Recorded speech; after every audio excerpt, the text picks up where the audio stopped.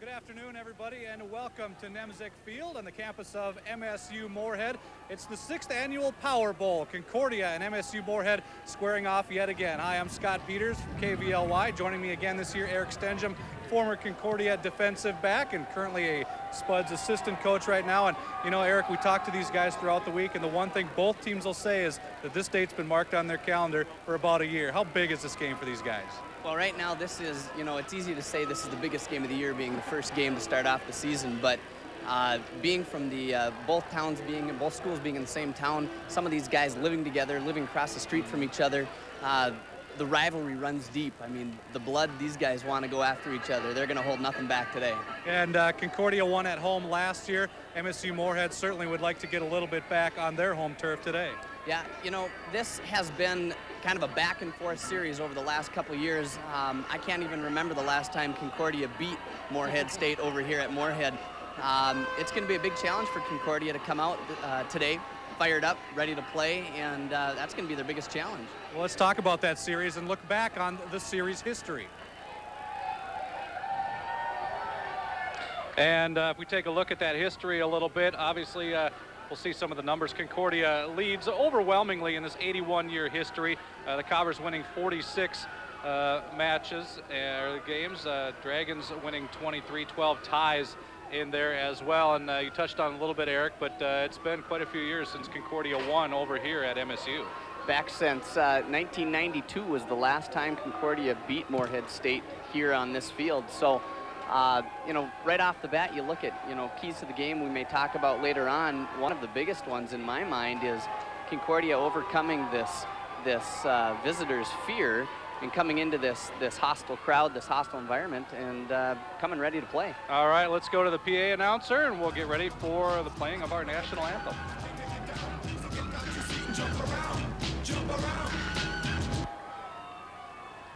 Once again, ladies and gentlemen, welcome to Alex Nemzik Fieldhouse, home of your Minnesota State University Moorhead Dragons. And this afternoon's 6th annual Power Bowl, the historic rivalry between the Concordia Cobbers and your MSUM Dragons. Once again, today's game is sponsored by Moorhead Public Service, a Missouri River Energy Services partner. And now, ladies and gentlemen, would you all please rise for the playing of today's national anthem, played by the Coon Rapids Marching Band, directed by Kevin Furman.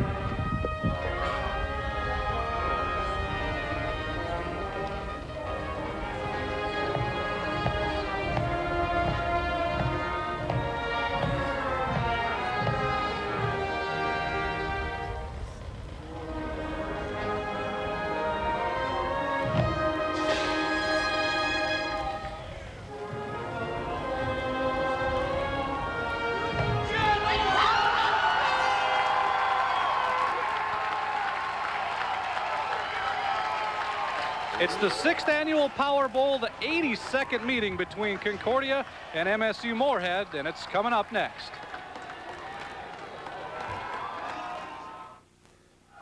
Captains, do you know our honorary coaches welcome back today? to Nemzik Coach Field. Fletcher? Let's go down and check in with the coin toss. Captains, my name's Dick Eldridge. I'll be the referee this afternoon. Scott Schoaf, the umpire. If you have a rules question this afternoon, just go up to the nearest official, ask your question, and we'll give you a brief explanation. Judgment calls, that's ours. We're experienced officials. We'll let you play football. Just play by the rules. As leaders of your team, you lead in sportsmanship. Your people will follow you. Any questions? Okay, the coin today, tails is an eagle, heads is President Eisenhower. Who's going to call it, Captain? Okay, in the air, I'm going to catch it. I'm not going to turn it over. In the air. Heads. Call the head, and it is tails. It's your choice. You want to receive? Which goal do you want to defend? Okay, turn your backs that way, captains. Moorhead won the toss, will receive at the scoreboard end. Captains, good luck. Well, the Dragons will get the ball to start things off. And they will defend the south goal. We'll check in with Pete Byrne. He'll be on the sidelines this afternoon, and he's got a couple of things that we're going to watch for this afternoon. Pete? Thanks a lot, guys. And we can talk about all the stats you want to, but in football, the only one that really matters is the final score at the end of the game. We're going to look at some of the guys who might just be putting the points on the board today. We'll start with the Cobbers and senior wide receiver Andrew Pasanante. He had a breakout year last year for Concordia, scored 9 touchdowns, 3 of them in this game against the Dragons, leading to the Cobbers to victory, and he's going to have to look to do that again because with a new quarterback and a new running back, he is their major returning offensive threat. On the other side of the ball, it's junior quarterback Sean Belmont from Minnesota State University Moorhead. Last year, Belmont had won the starting job, but a knee injury ended his season. He tore his ACL, needed surgery, didn't come back the rest of the year, but he is back now, and the Dragons will look to him to lead them to the end zone today. It looks like we're about set for the kickoff, so let's throw it back on upstairs to Scott and Eric. All right, thank you very much, Pete. And you touched on Sean Belmont's injury, and boy, that is one thing that just rattled this Dragons team last year. Up and down the lineup, offense and defense, injuries really plagued this team last year and had a lot to do with the tough record that they had. Anytime you get a leader on a field like a quarterback who takes a season-ending injury, anytime it's close to a career-ending injury, it takes a lot for that kid not only to come back, for the whole team to come back and get their composure back together. Luke Draxton, the Fergus Falls native, will kick off for the Cobbers to get things underway. Back deep for the Dragons is Desmond Daniels, number 21. And number 20, Matt Zubke. And we'll talk about both of those guys quite a bit throughout the day. And we're underway. It's Power Bowl 6, and Daniels will take it just outside his own end zone. Daniels gets cut down at the 15-yard line. Nice tackle right there by number 24, Ross Hebrink. Looked like number 5 came flying in there. Dave Mall, free safety, or sophomore free safety out of Battle Lake. Yeah, we talked about Belmont, again, a 6-foot junior out of Battle Lake, Minnesota. Played sparingly last year before that injury. Number 11, Sean Belmont, will lead the Dragons in their first offensive play of the game. They start from their own 15-yard line, 1st and 10.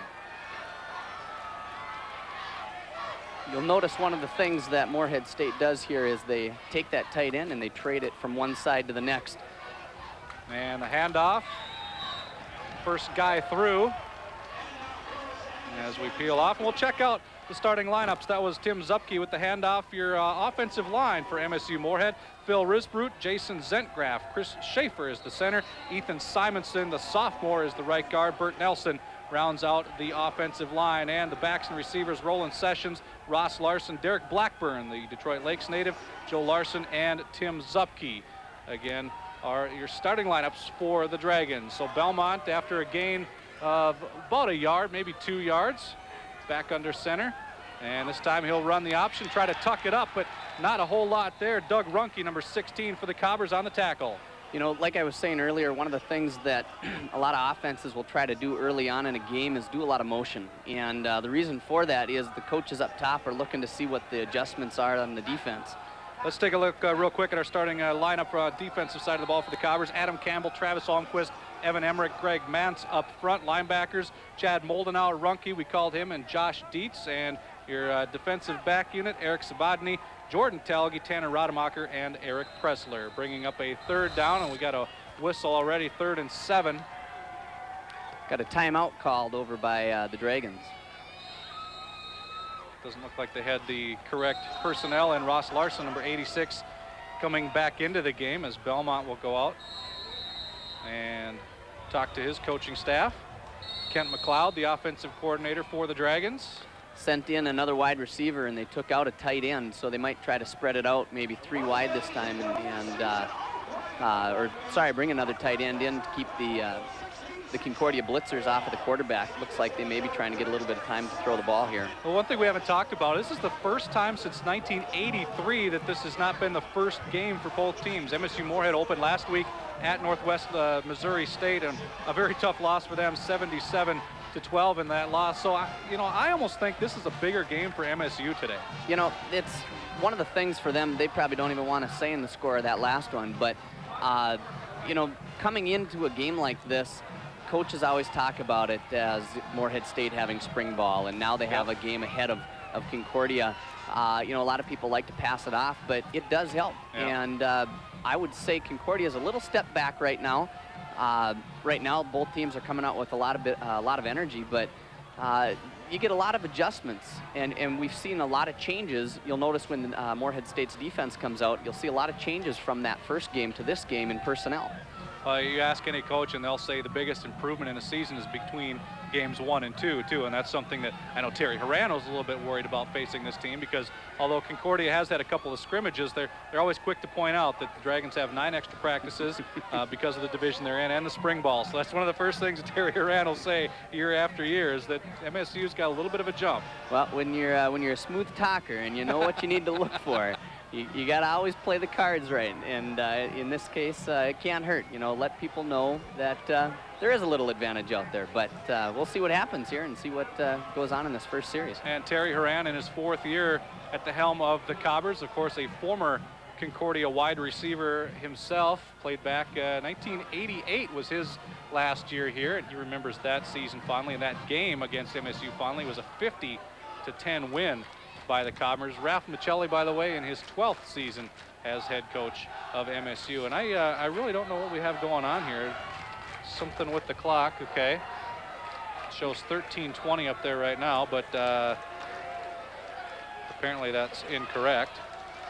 Not really sure. After meeting with Coach Horan, and like you're talking about, the stories that back with his last senior year, he had mentioned during that year, Moorhead State came out, practiced before the game. Everything was fine. They went back into the locker rooms, and they came out with totally different jerseys. And their uniforms came out, and they were just totally black, and they said Crystal Bowl. That was back one of the old sponsors of this game. And I think he kind of chuckled after that and said, I haven't seen him wear the black jersey since. Well, they put up 50 on him in those jerseys. Didn't go so well. So now we're ready to go. 13:42 is on the clock. Belmont back under center, and a 3rd down and 7 for the Dragons.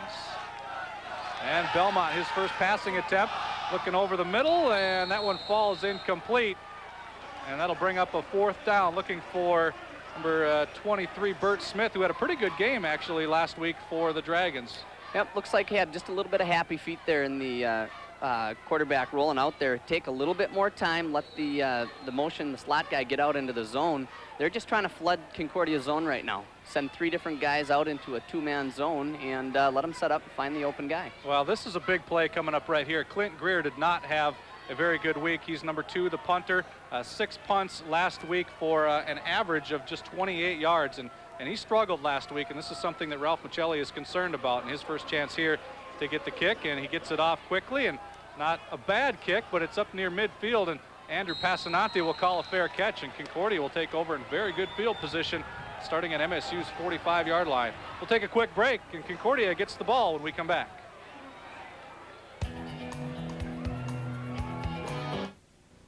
At Moorhead Public Service, we're working hard to bring reliable power to our community. Our electric rates remain among the lowest in the region. We're also working to ensure a bright future.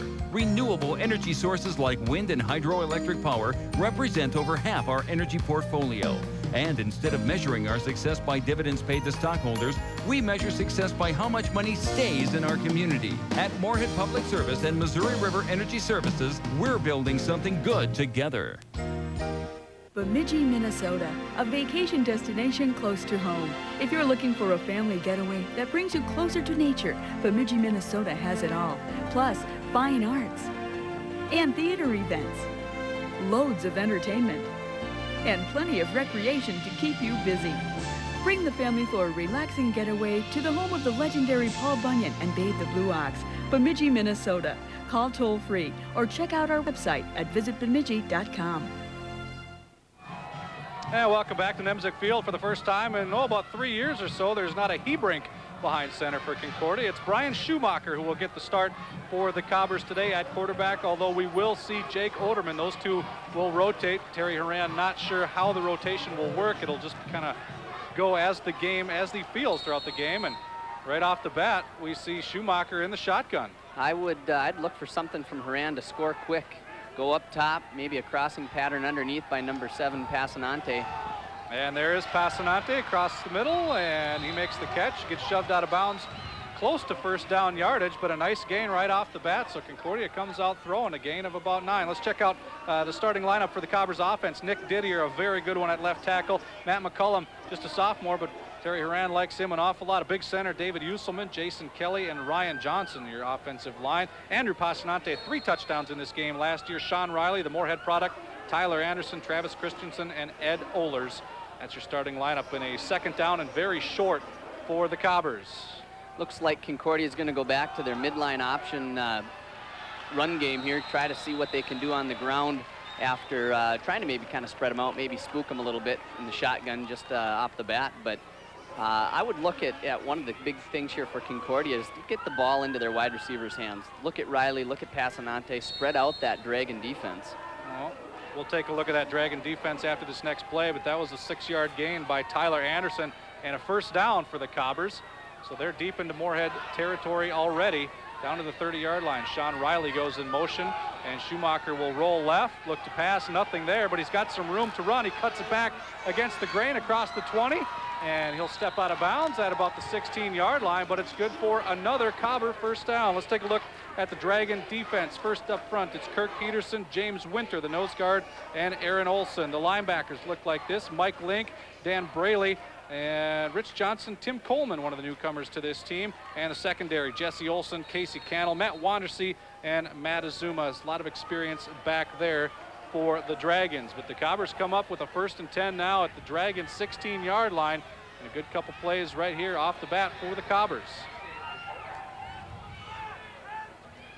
Christensen in motion, and the handoff goes to the up man. That's Ohlers, and he plows his way inside the 10-yard line. So another big gain for the Cobbers. This first series here for the Dragons is, you can't really even express how important this is. One of the big things Michelli had talked about was their defense stepping up, not falling asleep like they have the last year over at Concordia.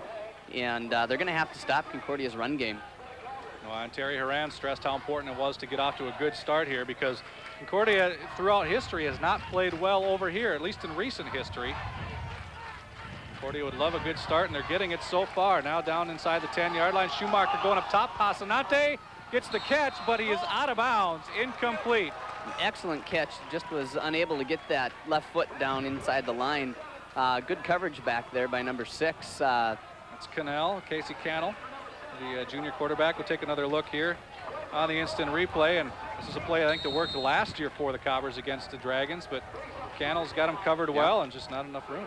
Great coverage. This was kind of Passanante's breakout game last year. Absolutely. No one really knew much about him. He kind of transferred in, and boy, he lit it up last year. 3 touchdowns against the Dragons last year, and they come up with a 3rd down. Schumacher will hand off to Christensen, who's got some room. He gets taken down about the 3-yard line, though, and that'll bring up another first down for the Cobbers. Yep, a nice counter play. They've been running everything towards the motion, the dive inside and then running outside with the motion. This time they came back against the motion, and looking at Moorhead State's defense, they're over pursuing, they're flying to the ball, they're playing with the energy that they need.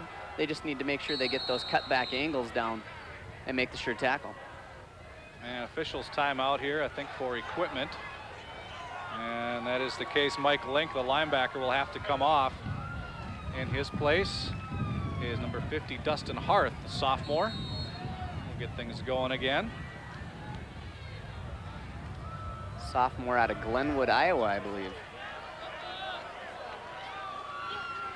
And Schumacher back under center now. 1st and goal to go from the 3-yard line. Anderson in motion.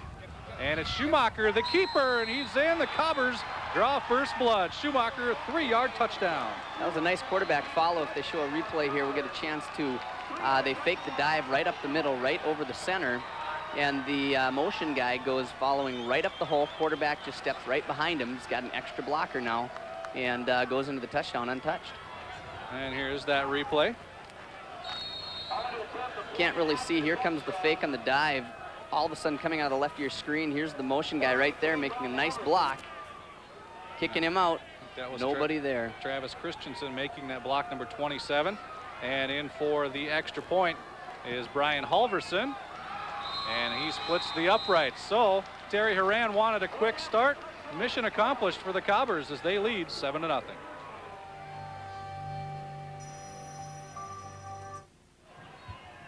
As always, a good crowd here for this game. The stands pretty full along the new raised end zone parts that we have too. There's a lot of people sitting out, and the weather has held up pretty nice as well. And it's a good start for the Cobbers this afternoon. Beautiful weather today, not too hot. Got a little overcast sun here. Makes it a little bit easier for these guys to play, especially being the first game. You don't really know what type of conditioning you're in until you get out here and go full speed. And Luke Draxon with the kickoff, and it's Daniels again from his 1-yard line. This time he finds the seam, and he gets up across the 35, pushed down to the 40. Nice job giving a little life. That's the one thing Moorhead State here needed. Get a nice kick return and hopefully give their offense a little bit of life. Now check out the instant replay here, and Daniels had a head of steam coming up and found a nice little alley. Alley closed up quick, but a nice job finding that seam by Daniels and not giving up on the play. Important series here, I think, now for the Dragons. This is one where it kind of gives the entire team a little lift. Defense feels a little bit down right now after getting marched upon, and they're looking for a little help, little life from the offense. And here's Belmont again. High formation for the Dragons. And the handoff, and nothing doing there. Bert Smith, I think, the recipient of that, and I'll check that. That's Joe Larson, number 33 for the Dragons, but a gain of maybe a foot. Looks like McLeod might be trying to do some blast stuff, try to see what kind of meat Concordia has right up front and just go right at them. Use the big dogs, big hogs that Moorhead State has, try to blow Concordia off the line and get some big pushes and get some yards. Just didn't work that time. No gain officially on that play, brings up 2nd down and 10. And this time Belmont, couple steps back and looking to pass. Derek Blackburn, the recipient.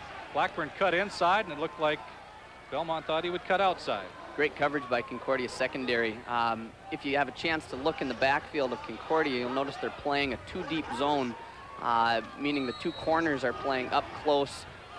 They've kind of got that whole sideline area all the way back, playing almost to all the way back to the end zone, but that's a really tough pattern to throw against that type of a defense. That's right where that defender's sitting all night long. Number 9, Jordan Talge was the defender on that play, senior out of Moorhead, a former Moorhead High quarterback.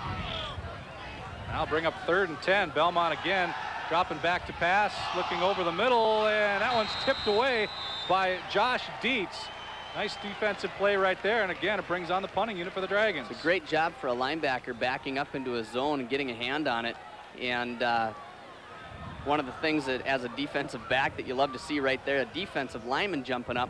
And if a D lineman doesn't get it, it's great to see a defensive linebacker. And actually, it was number 43. Yep, you're right, Josh Dietz. And Clint Greer on for his 2nd punt of the game. So a 3 and out. Good job by the Cobber defense. Greer gets off a pretty decent kick. Passanante runs up past his own 30 to make the catch and decides to cut back, finds a little bit of room and gets almost to the 45-yard line. So a return of almost 15 yards for Passanante. Nice positive yardage on a punt return. Always looking for, as a coach, if you can get at least 10 yards, get a 1st down, that's one of the best things you can get out of any punt return. Missouri River Energy Services instant replay. Passanante about at his 33-yard line. And again, it comes down to good field position. So first field position, I think, for the Cobbers inside Dragon territory. Now they're at their own 45, but still, Cobbers have won the battle of that so far today. Sure is nice to have athletes like Passanante and Jordan Telges and the guys who've got great speed and great size, but still have the ability to switch directions and run anywhere you want. And Schumacher again starting off in the shotgun, getting some pressure. He's got a man wide open deep. And he didn't see him. He'll run out of bounds and slip a little bit, but he actually picks up a couple yards on the scramble. Number 88, Adam Dipburner kind of slipped past the corner and a safety there. As the quarterback scrambles, it's pretty hard as a defensive back to stay back in your coverage, and you want to come up, and sometimes you make that choice, and sometimes it's the right one, sometimes it's the wrong one. Dipburner goes off, and Cobbers again go with 3 wides as Schumacher back under center now. Christensen in motion. Dragons stepped offside. This will be a free play. The option, Christensen gets it. He gets across the 40 into Dragon territory, down to the 31-yard line, and I think it was an offsides on the Dragons, so the Cobbers will say no thanks to that penalty. Yep, they'll decline that penalty, and that was a nice-looking play from the Cobbers there. Spreading out Moorhead State's defense, you'll notice a linebacker there didn't quite take his responsibility. Should have been going after quarterback, was looking to take the dive. And when you play an option team like Moorhead State is, if you try to do somebody else's job, you're going to get burnt, and it's going to hurt.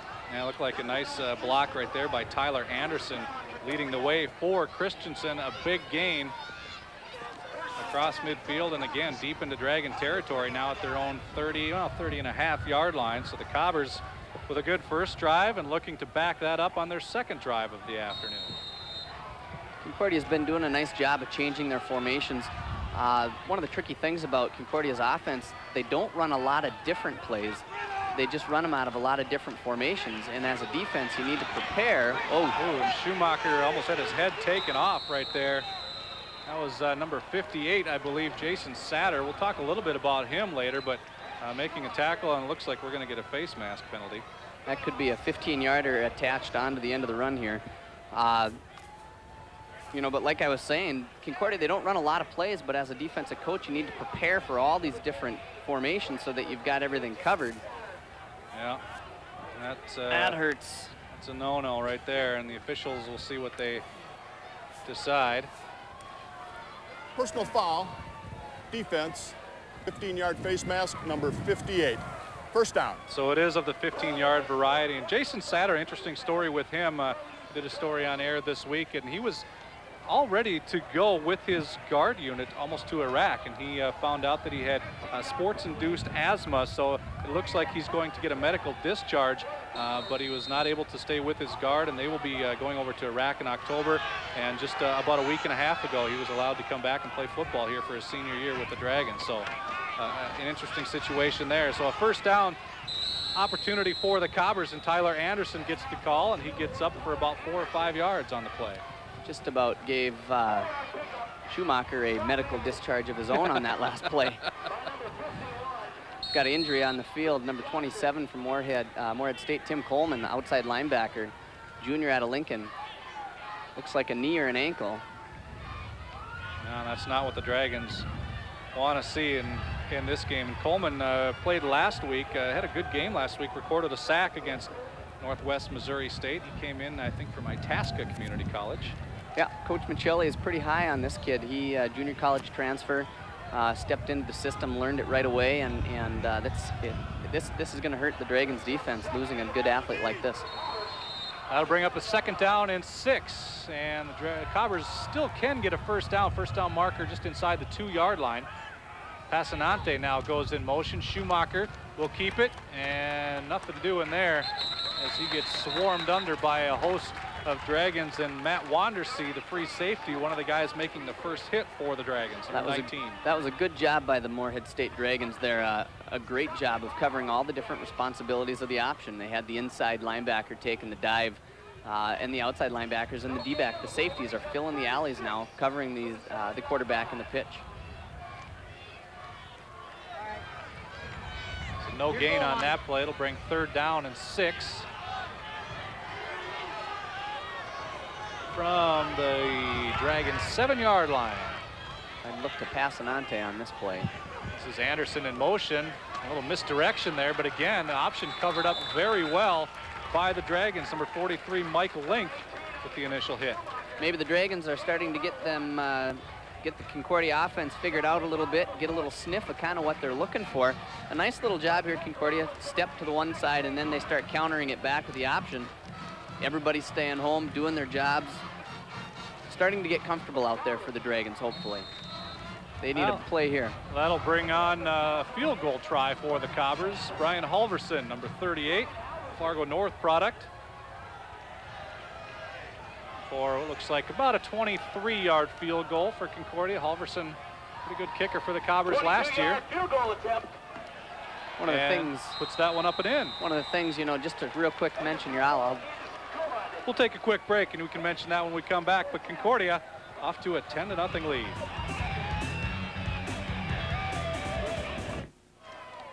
Now welcome back to Nemzek Field on the campus of MSU Moorhead. I'm still trying to get used to not saying Moorhead State. I don't know about yourself there, Eric, but the old habits die hard, I guess. It is, and after, you know, especially playing against them, they've always been Moorhead State, and I apologize for anybody if I keep saying that throughout the broadcast today, but it's tough to change a name. There you go. Luke Draxton will kick off for the Cobbers after that field goal by Halverson. And comes the return. It's Zupke for the Dragons, and he gets stood up at the 30-yard line. Let's go down to Pete Byrne now. He's got an update on an injury. Pete? Hey guys, they're working on Tim Coleman, the linebacker from Moorhead State, who limped off the field just a few minutes ago. They're working on his knee, trying to determine if they think there's anything torn in there, but all I can tell you right now is that every time they move it, he is in a severe amount of pain. I don't know if he'll make it back. All right, thanks, Pete. So that will certainly deplete the linebacking core for the Dragons. One of the big things Coach Michelli talked about when we were meeting with him is he was pretty disappointed last week in his special teams play. There's been a notable difference so far in the game here, even with the kick returns and punt returns. They've been getting great yardage. And Belmont hands off up the middle. This is Bert Smith with the call. Get across the 35-yard line. Call it a gain of maybe about 4. Moorhead State here just needs to get a little momentum, get a drive going. If they can march it all the way downfield, munch up some time on the clock and get in before halftime and make it a 7-10 game. Remember last year they came out in second half defensively, was a much better team. And Bert Smith, a guy the Dragons are real high on, number 23 at that last carry, totaled 78 yards, was kind of the leader on offense for the Dragons last week. He's a redshirt freshman out of Superior, Wisconsin. The handoff this time to the up man, and that's Tim Zupke. And he gets near the 40-yard line up to the 39. So that's right, a couple of Zupkes on this team. Freshman Matt had the kick return right there. Older brother Tim is a junior, both from Olivia, Minnesota. Third and short, it'll be interesting to see what Coach McLeod calls here. They haven't been too comfortable throwing the ball yet. I don't believe they've completed a pass yet. Anything third and medium, I'm guessing they're probably going to run it. This is a long 2 for the first down. Roland Sessions in motion, but against the handoff to Smith, and he'll lose a couple yards. Nice tackle there. Josh Dietz in on the tackle, rather, for a loss of a couple for the Dragons. Looks like Concordia is kind of thinking the same thing. Until Moorhead State starts to spread it out and throw the ball, they're just going to send everybody. They're going to send the dogs in, going after every run play, make them throw the ball, make them try to beat them over the top. That was Dietz, and then Doug Runke coming in to help out. Dietz, an all-conference player, linebacker for the Cobbers last year, really one of the leaders on defense and a solid linebacker. So here for the third punt of the game is Clint Greer.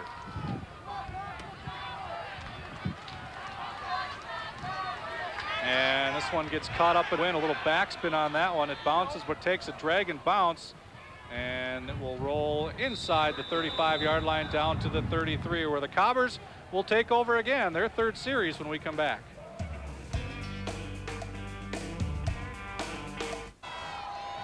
Well, that umbrella might have been brought today in anticipation of some showers, which were forecast. But luckily, we have seen nothing so far. The sun's actually out a little bit, and as a result, we've had a pretty good turnout. Perfect football weather. Just needs to be a little bit cooler. A couple feet of snow on the ground, and we're all right. Well, I don't personally need that right now, but Cobbers' third series, Schumacher again, as he started each of the first 2 series in the shotgun. Nothing doing there, but he does pick up a gain of about 4 yards there as he keeps it himself. You know, once again, he had a receiver downfield that got open. I don't know if you'll be able to see him on the replay here.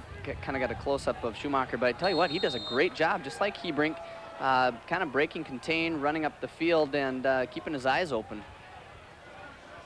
It'll be interesting to see how that rotation with Jake Oderman, you know, plays itself out. We haven't seen him yet, and Terry Horan wasn't sure. He just wanted to get a feel for the game, but so far, Brian Schumacher's done a good job of running this offense and moving them downfield. Here's Anderson now getting the call and trying to plow his way ahead. He does, well, maybe gets back to the line of scrimmage, but that's about it. Actually, looks like he got a first down on that my play. bad. Oh, I was looking at the wrong marker on the other side of the line. That's is a gain close to the first down marker. We might have a, no, we won't have a measurement. Yeah, we will. We need those little yellow lines on the screen so we know when he breaks the first down. We're working on that here Okay. at KVLY. That'll be next year for the Power Bowl, and then the following year we get your telestrator in. So Yes. you can give us your John Madden. I was going to ask you about that so I could start circling people on the screen here. No, that's Twins games. Espert Blylev. Circle Espert. And looks like we're just a couple links of the chain short of a first down. That'll bring up a third and very short for the Cobbers.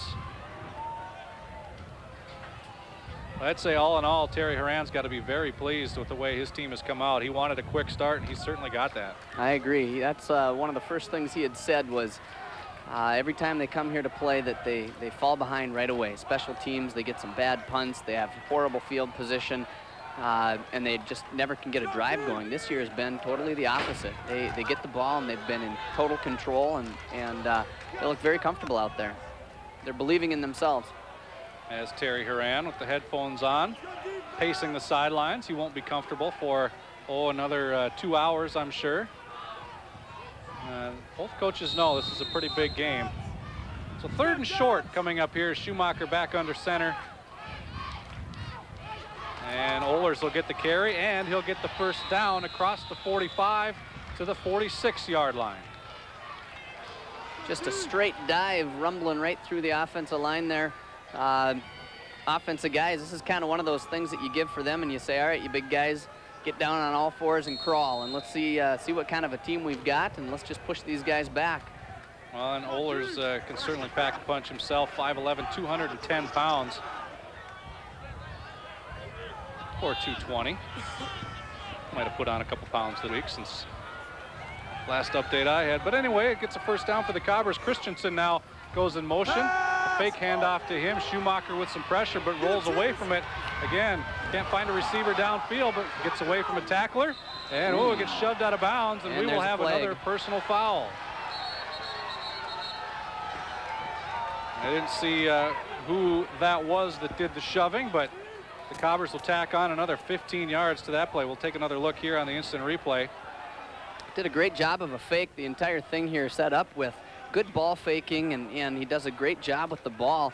And once again, just the ability for that quarterback to get outside, run around, and you'll see here last minute, gets kind of a date with the water bucket, and I don't know if he really wanted that yet. Dan Braley, that was number 38, the 6'1" junior out of Rochester, Minnesota, who gets called for the personal foul.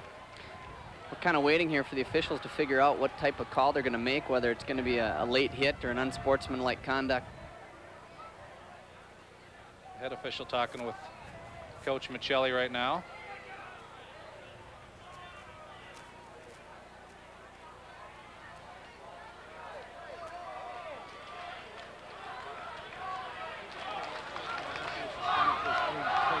Looks maybe like, I'm just wondering if there might have been multiple penalties.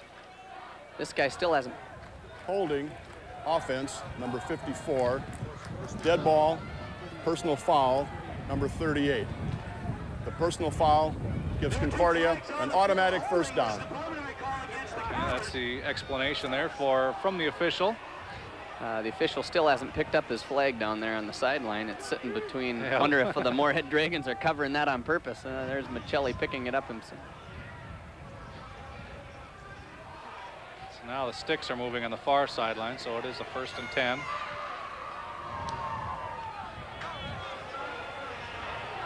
I'm a little cut back because I figured that personal foul would be spotted from where that foul was. They marched it off from where the hold was. Right. So I wonder if they accepted the hold, and then I'm a little taken back right now. Well, either way, it results in a first down for the Cobbers. So again, they are inside Dragon territory as Schumacher back under center for the Cobbers on a 1st and 10. And the fake to Ohlers, and Schumacher trying to get back up the middle, but that hole closes quickly by the Dragons. A gain of, well, maybe a yard on that play. Dragons made a nice gamble there. They had nobody behind 5 yards deep. And if Schumacher would have had a chance to look downfield right there, he had Riley streaking down the middle of the field with about 2 steps on the defensive back. But, you know, same thing with maybe Concordia's quarterback, a little bit of happy feet, not really comfortable yet sitting back there and taking the time from his offensive line to get rid of the ball. Number 99, Aaron Olson, one of the leaders on that defensive line, the first guy to make the hit. 6 sacks for the Dragons last year. Same thing here for the Dragons. They're all manned up. And Schumacher keeps it on the option, stretches forward to get to the 40-yard line. He'll be about a yard short of a first down. It's one of the scary things you'll see. A lot of defensive coaches do not like to man up against an option team. It takes your corners out of the play, runs them all the way downfield, and you don't have that extra guy to come make a tackle. But the Dragons are trying some new things, trying some different things, trying to shake it up a little bit here. I'd look for Concordia, if they've been seeing all this tight stuff, to do something up top. Schumacher back to the line with a 3rd and a long one for the Dragons. Christensen will get the handoff, and Satter is there to haul him down. And he's going to be, looks like, about a foot short of a first down. Now it's decision time for Coach Haran. Do you play the field position game, or do you go for it? And if you don't make it, you give the Dragons pretty decent field position. Looks to me like he's going to be going for it. True offensive-minded coach thinks no one can stop him. Like we said, he was a receiver back in his days with Concordia, and that's what he will do.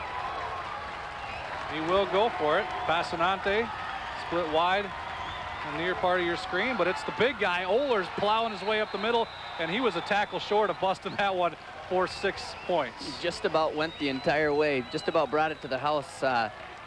You know, sometimes you wonder, he gets his momentum leaning so far forward and running, he's ready to run through a brick wall. Wonder if he's just about to fall forward if nobody hit him anyway, but boom. Well, there was a hit right there by Matt Asuma, but if Asuma doesn't give him a little stick, there was nobody back for the Dragons. So it results in a first down for the Cobbers at the Dragon 35-yard line. Cobbers marching again. Couple fake handoffs. Schumacher back to pass, looking long. He's got Passanante open. Touchdown, Andrew Passanante. Cobbers building on that lead. Wow, I tell you, there was one thing there that just is very impressive about that Passanante kid. As he was running down the sideline, once Schumacher threw the ball, he had enough presence to turn his head, look at the end zone to see how much space he actually had, turn back, find the ball, and go make a catch. That was an outstanding job. Well, we talked about him already. He was one of the guys we were focusing on. He burned the Dragons for 3 touchdowns last year. And again, he is a former Dragon, played here 1 year. He was a quarterback at Hawley before that, but he gets up a little bit more to play these guys. A lot of old teammates across the other side. So that's a 16-0 lead now for the Cobbers. Brian Halverson on to tack on the extra point.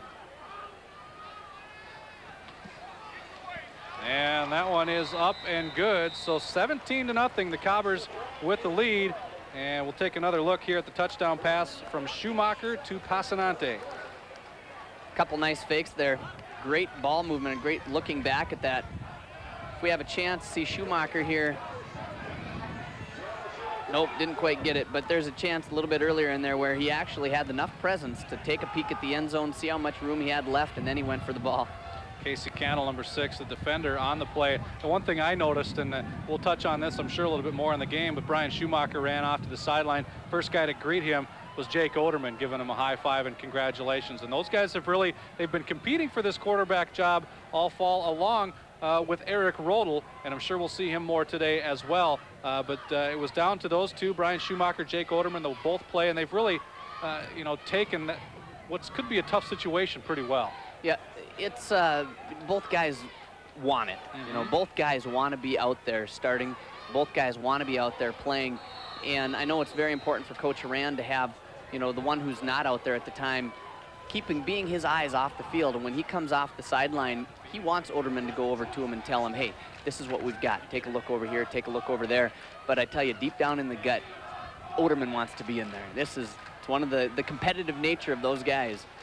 Draxton's kickoff a little bit shorter, down to the 10-yard line. Desmond Daniels with the return again, and a nice return across the 30-yard line, drug down across about the 34-yard line. So the Dragons come out in which is going to be another very important series again. That scoring drive by Concordia went 49 yards on 9 plays. Again, Passanante with the touchdown, and here's the return again. Another look at that by Desmond Daniels, who's done a pretty good job of returns so far this afternoon, giving the Dragons some decent field position to work with.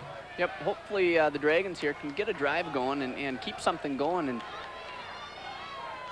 mark something down into the Concordia end of the field. Yeah, I don't think they've been across midfield yet today as we wind down towards the end of the first quarter. About a minute and a half left to go. Belmont running the option, and he's got Smith with him, but Talge makes a great tackle at the 30-yard line. Smith didn't think he was down, but see where they mark it. Apparently he might not have been down, but Talge with the hit there, and call it no gain, it looks like, on the play. That's a great play by Talge coming up from that zone. As a cornerback, there's a couple things that you love to see, and it's cover 2 being an option and just stepping in just like this. I don't know why he thought he wasn't down. He was down. He was definitely down. The other thing is a quick out, and so far the coverage by Concordia out on those corners has been doing really, really well. No gain on the play. It brings up a 2nd down and 10. And now Belmont will roll right, looking to pass. And it's got his man. That's Derek Blackburn at midfield, and he gets yanked out of bounds. But first pass completion of the game for the Dragons, and it gets him to midfield. Hopefully that'll lift the spirits up a little bit now. The Dragons get a little momentum going, throw the ball, get it in the air. He throws a nice ball. He's just got to get a little confidence in himself, and you can see him walking into the huddle here, pumping his guys up, pumping his fists. Maybe they can get a good drive here. Blackburn, the main target for Belmont last week in their game against Northwest Missouri State. 5 receptions, 55 yards, and again, the first pass completion today. That's Blackburn in motion, and this will be the handoff to Smith, but again, nothing doing there. And nice job coming up the middle. Travis Almquist there, the former Fargo North product, making the stick and actually maybe lost a couple feet. He did a great job. He blew off 2 blockers to come in and make that tackle. Offensive lineman was pushing him, and he also had a back coming on him, and he went right through him, split him up, and made the tackle on that play. 2nd down and a long 10, and what will likely be the last play of the first quarter.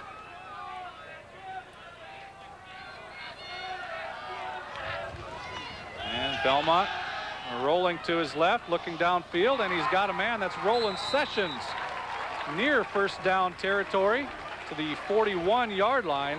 Looks like he's going to be about a half a yard short here at the end of the quarter. They'll have a chance to get a huddle break as the quarter breaks here and get a chance to talk about what they want to do here. Well, that's just shy of a first down, but first quarter comes to an end. Concordia, a great quarter for them as they lead 17-0.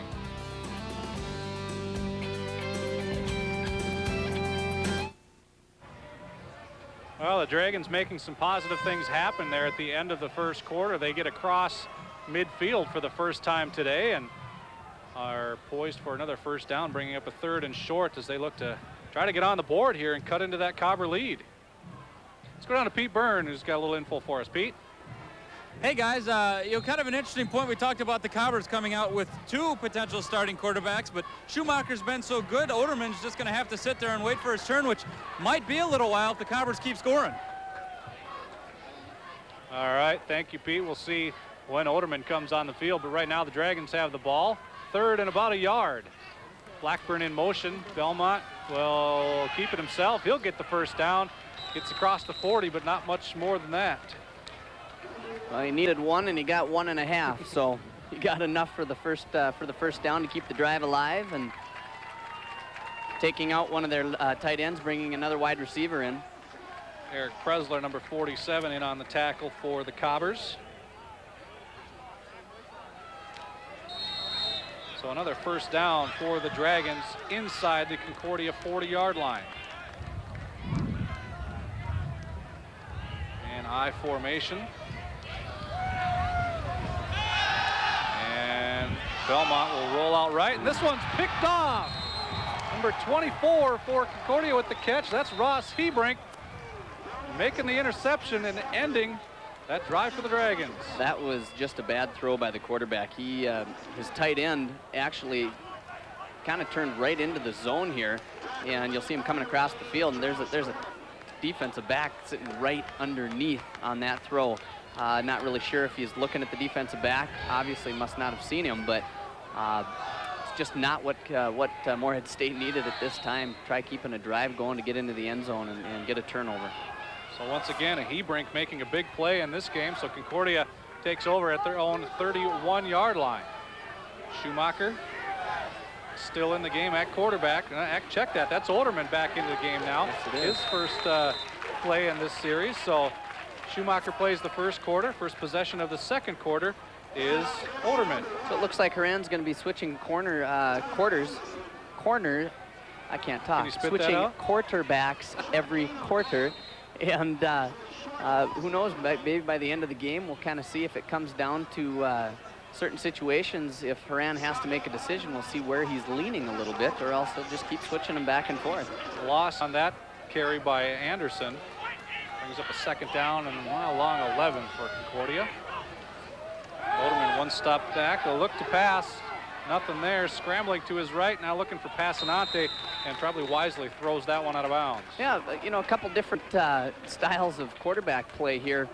Schumacher, from what we've seen so far in the first quarter, probably would have scrambled that and picked up a couple yards, maybe might have gotten right back to the line of scrimmage.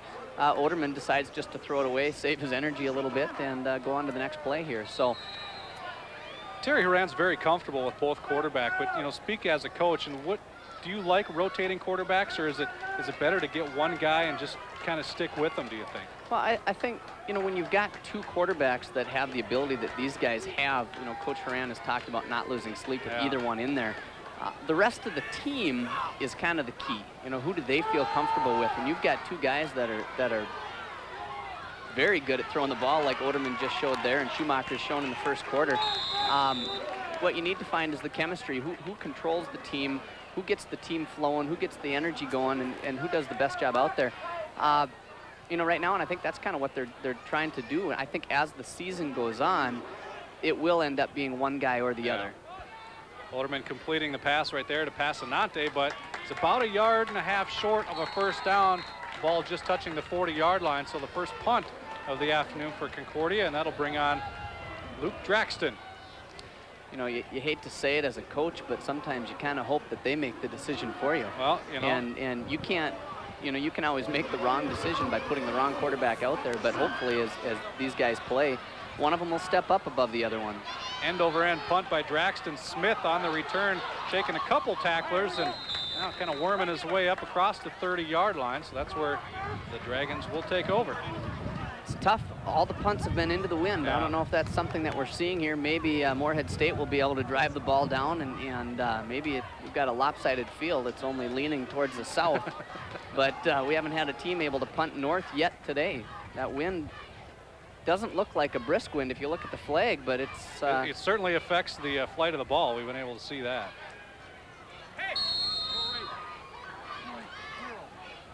It's obviously not the punter. No. Change it to 20.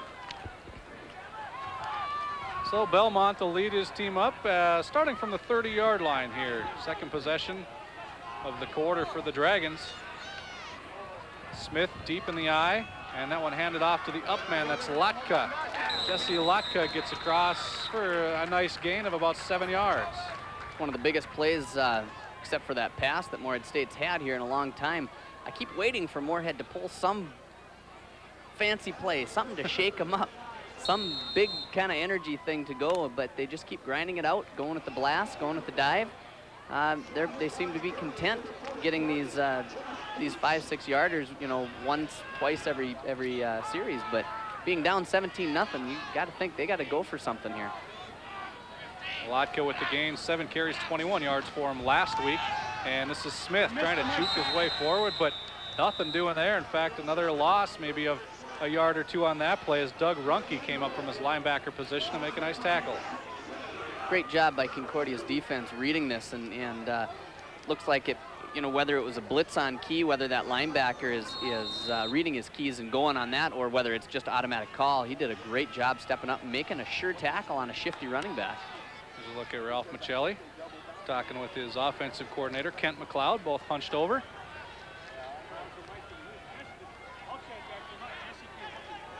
Trying to solve this Cobber defense here. A 3rd down and short. We'll call it 3 on the play. Belmont back to pass.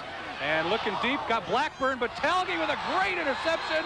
He comes down with it at Concordia's 40-yard line. So the 2nd series in a row, the Cobbers come up with a pick, and they'll take over. That was an outstanding job by Jordan Talge reading the quarterback there. Quarterback maybe should have put a little more oomph on it, try to get it over the top. Did the pump, got the one guy to step up, but Jordan had outstanding coverage here. And just a beautiful fingertip catch coming right in front of the receiver there. Well, you see Blackburn had to stop and come back to that ball a little bit because Blackburn had a good couple, 3-4 yards he had on Talge. Yep. So if he would have got the ball out a little bit further, that could have gone for 6. But the pass a little bit short, and it results in another turnover. So Olderman now in his 2nd series will hand off to Christensen, who stumbles his way towards the 45-yard line. We'll call it a gain of about 4 to the 44. Rich Johnson made a good job for Moorhead State, the inside linebacker out of Anoka, stepping up, making a tackle. He's the only guy who tripped him up by his shoes. That could have been about a 10, 15-yard gain if he hadn't stepped in there. Turnovers costing the Dragons here in this first half. Back-to-back series ended by Concordia interceptions. Call it a gain of 4, 2nd down and 6 for Olderman. One step back, looking to pass to Passanante. He's got the reception, and it looks like he's just shy of midfield, which is where the 1st down marker is.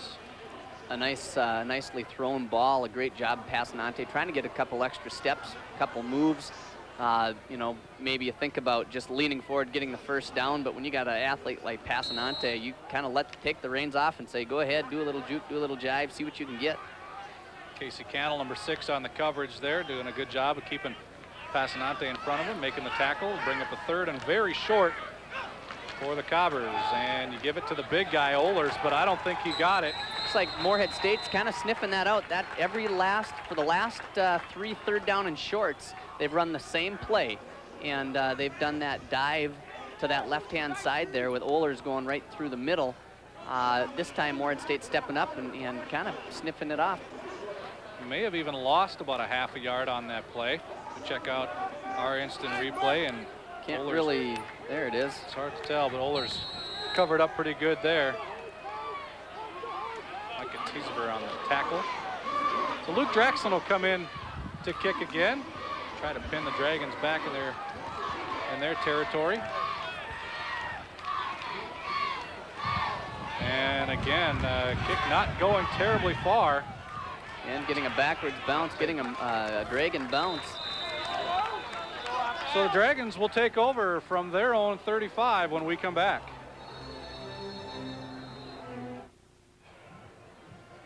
Welcome back to Nemzek Field. Concordia still enjoying a healthy 17-0 lead here over the Dragons, who now take over at their own 36-yard line. And really, Dragons got to punch one in here pretty soon. They have not really done much on offense in this first quarter and a half of play. Yeah, I agree. There's about 9 minutes to go in this first half, and I would say one of the most important topics that Coach Michelli probably talked about at the quarter break here was we need to get one score, whether it's a field goal or whether it's a touchdown before halftime. We got to get on the board. Has a pitch there to Joe Larson, who picks up about 4 yards on the play just across the 40-yard line. Running the basic dive option there and faking the dive, having the inside guys stepping up. Number 43, Josh Dietz made a great job there, kind of playing the quarterback. They call it slow playing, making the quarterback decide what to do, and as he pitches it, then he can take himself and go over to the pitch himself. So 2nd down and 5. Officially, Belmont back to pass, and not much there, getting some pressure, but tucks it up. And before he gets the first down, he is taken down by number 48 for the Cobbers. That's Matt Kleber. Matt Kleber getting some time, another Moorhead product, another spud stepping in with the Cobbers coming to play. He's had a good preseason here, I guess is what you'd call it. They had a scrimmage, intercepted a ball and took it in for a touchdown, and Coach Horan has had some good things to say about this kid. So me coaching him in the past, I know what the kid can do, and it's fun to see him out there making plays.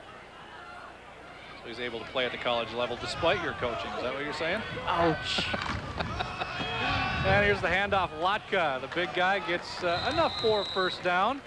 Gets across the 46-yard line. I think that'll be enough for a first down. All in good fun. Of course, your Spuds last night, a good defensive effort and a win over Detroit Lakes. Season opening win. Season opening win. It was, it's fun to see. We've got 21 new kids out there that have not seen any time playing, and really we didn't know what to expect out of them. You know, we've got a lot of faith in these guys. We know we've got some athletes, just haven't had the experience, and the defense came out and played an exceptional game. We just got to keep it going. That is enough for a first down for the Dragons as they near midfield. Belmont hands off to Lotka again. Greg Runke, though, or Doug Runke, excuse me, all over that, and perhaps a loss on the play. Certainly not a gain. Looks like they may leave it right about where the yard marker is. Going to keep it second down and 10.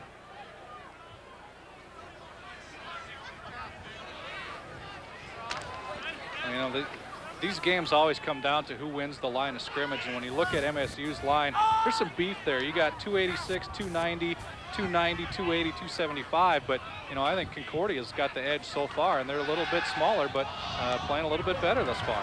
Concordia's done a great job on their offensive or their defensive line, holding up those big hogs coming at them, and you know, slicing through the line once in a while, but basically not letting themselves get pushed over.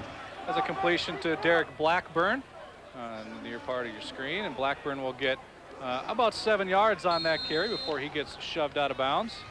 One of the things I've noticed, Coach Horan's been doing a nice job of rotating his defensive linemen. You know, whether it's the linebackers also coming in or defensive linemen, he's keeping them fresh.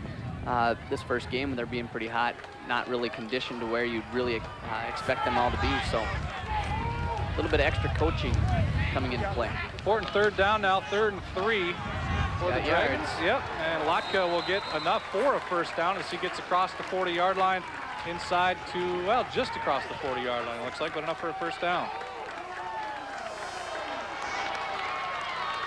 Check out the instant replay. Lotka's kind of been the third down specialist for the Dragons here the last couple series, and he's been able to come through and get another first down. So right on the 40-yard line as we get inside 6 minutes to go in the first half.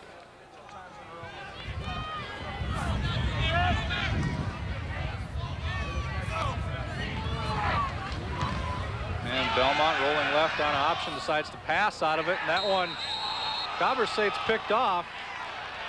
I think it's going to be whistled incomplete. Looks like it hit the turf. One of the tough plays that Moorhead State has always run for as long as I can remember is this option pass, where they do everything exactly the same as running their option. The quarterback fakes the dive, he runs down the line, and then he last minute steps back and throws the ball. Looks at this point like Concordia is kind of keeping their corners and safeties out there, saying, you know what, let's carry it all the way out and see what you got. Good look at that so far. Good look from our camera crew there on the replay. That was incomplete. Jordan Talge on the coverage there, looking for his second interception, but nothing doing there. Here's Tim Zupke up the middle, and he gets close to first down yardage. Picking up about 9 on that play. Positive yardage. It's always great to all of a sudden get a nice big play like that, leaving yourself with short yardage. If only they could have had that on first down, leave them with a second short, but now's the time again where we said 3rd and short. What are they going to do? The last couple times they've run the ball and Concordia stopped them here. This has been the killer play for the Dragons. We got to see if they can come up with something here to try stop Concordia. Yeah, it's been Jesse Lotka. He's not in the game right now. Instead, they go back to Zupke, and I think he's got the first down. Line judge on this side spotted him about a half a yard past the first down. Looks like they're going to give it to him. Just had to get across the 30, and I think they got that and more, and they will call it a first down. Zupke carried on the last 2 tries. 52 yards for Zupke last week in that game against Northwest Missouri State on 7 carries. The junior, again, out of Olivia, Minnesota. 186 yards for the Dragons last season and 1 touchdown. Concordia looks a little frazzled here, doesn't really know where to line up right. Defensive end's going to the wrong side. Blackburn split out wide to the top of your screen, and it's Belmont on the keeper. Cuts it up for a couple of yards, but he is taken down by Tanner Rademacher, number 19, the rover in the Cobber defense. One of the things I'd like to see the Dragons do here is do a little bit more of their double tight end set. One of the things it does is it really spreads out that up front 4 of Concordia on their defensive line. And you'll notice on that play, those 4 guys got spread out about 8 yards wider than they normally are going to be lined up. And what that does is it causes holes to open up a little bit. You'll notice this time they come out in their double tight end set again. Second down and 6. Belmont hands off to Zupke, who sheds the first tackle and gets about another yard after that. Dietz in on the tackle, as is Doug Runke. Short gain of about 1.5 yards on that one. It'll bring up important 3rd down here now, and call it about 3rd and 5, I think.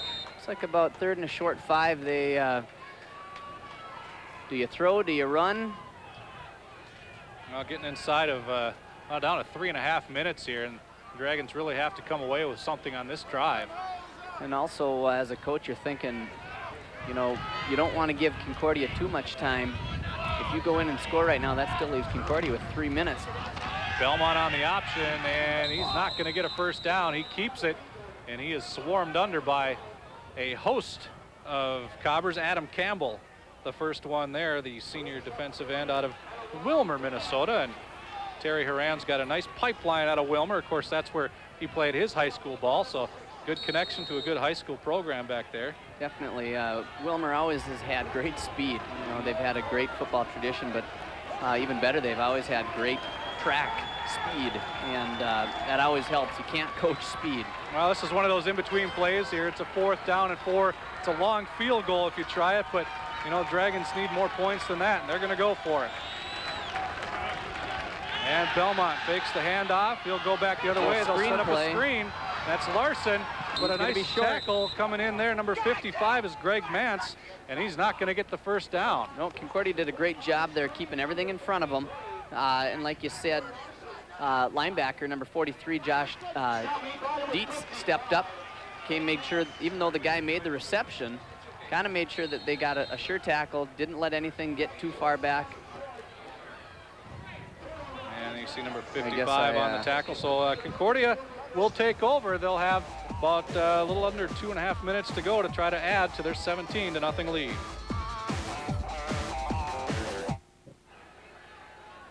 Now Terry Horan's got to like what he sees so far in this first half. His team with the ball, 2.5 minutes to go, and a 17-0 lead. And we'll see Brian Schumacher now back into the game at quarterback for the Cobbers. Got about 2.5 minutes to go here. But Schumacher's hand was still in there trying to get that handoff. Didn't really know what he wanted to do. Wanted to pull it out and run the option or give it to him. And of course, knowing those running backs, when the ball's in their belly, they don't want to give it up. They want those yards. So you see right there, Ohlers kind of has a hand on it. Schumacher kind of has a hand. It's kind of a tandem rushing attack there. And luckily, Ohlers was able to hang on to the ball. With about, you know, a minute 55 here, I'd look for Horan to try move the ball a little methodically to get a first down. Once he gets maybe around the 30-35, then he can start airing it up. A little nervous yet to start throwing up the ball, possibly to get picked off and run back. So 3 wide receivers in for the Cobbers, and Schumacher not much there. But now he finds an open man. It's Sean Riley across the middle, across the 40-yard line, and enough for a first down. Nice job there by Schumacher to get rid of the pressure, step up and make a nice throw to a wide open Sean Riley. That was an unbelievable throw, rolling to his right and kind of threw across his body here. Riley streaking across the field, really didn't have anybody near him. Rich Johnson almost made a shoestring tackle there of Schumacher, but Schumacher able to escape, give the Cobbers a first down. Minute 25 to go in the half. I guess you'd start seeing Concordia's 2-minute offense here. A lot of ball fakes, throwing the ball deep. got Passanante. He's got Passanante going up. Did he come down with it? Yes. He certainly did. He took it right out of the defender's hands. The defender went up for the ball, and Passanante said, I don't think so. That ball is mine. Jesse Olson, number 14, on the coverage there, right through his hands. Passanante, another huge gain. Cobbers in business again. We'll take another look here on the instant replay. Great job by looking off the defense, going back and just heaving it up in the air and letting him go up top to get the ball.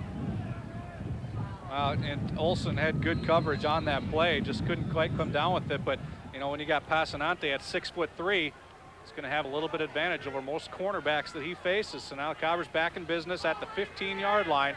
First down and 10 as Anderson goes in motion. Ohlers gets the call, and he gets about 5 more yards down to the 10-yard line. Now you're going to see a little bit of coaching here. There's a minute left to go in the game. You don't want to score too quickly and give the Dragons the ball right away.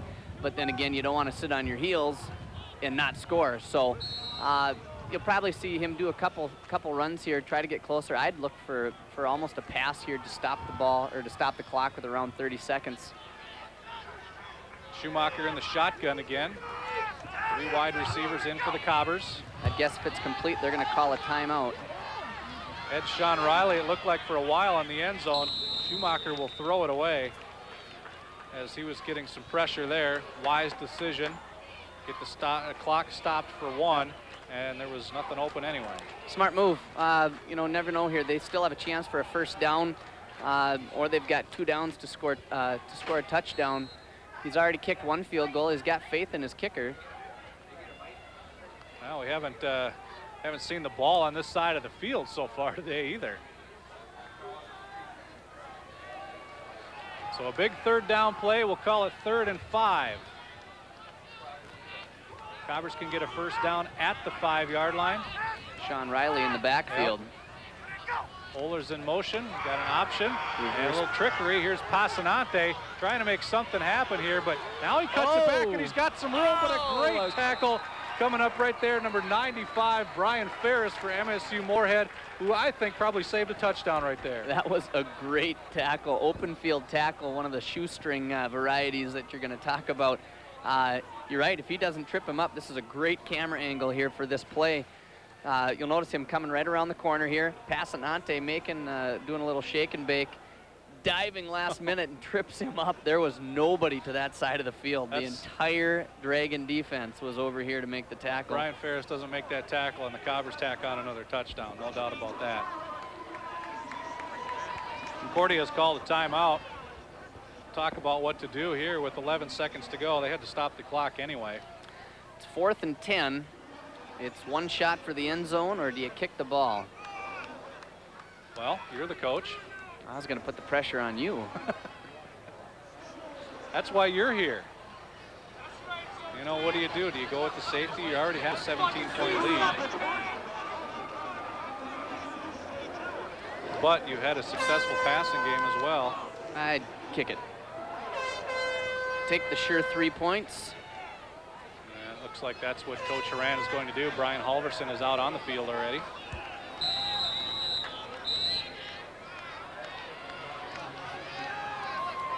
Looks like we got another timeout here. Moorhead State's going to take a timeout. Dragons will take one, lining up for about a 32-yard field goal.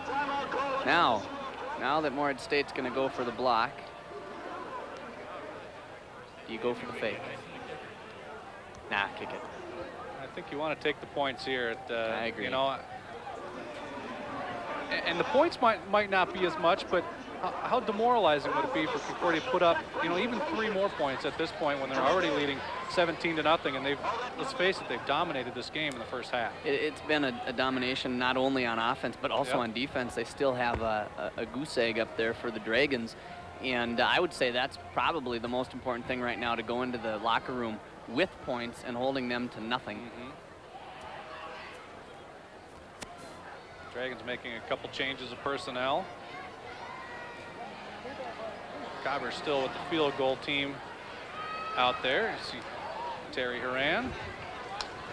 That's not Terry Horan. That is not Terry Horan. Maybe a few years after his coaching days. Yeah, Dragons are taking another timeout. Boy, they're trying to ice Brian Halverson here.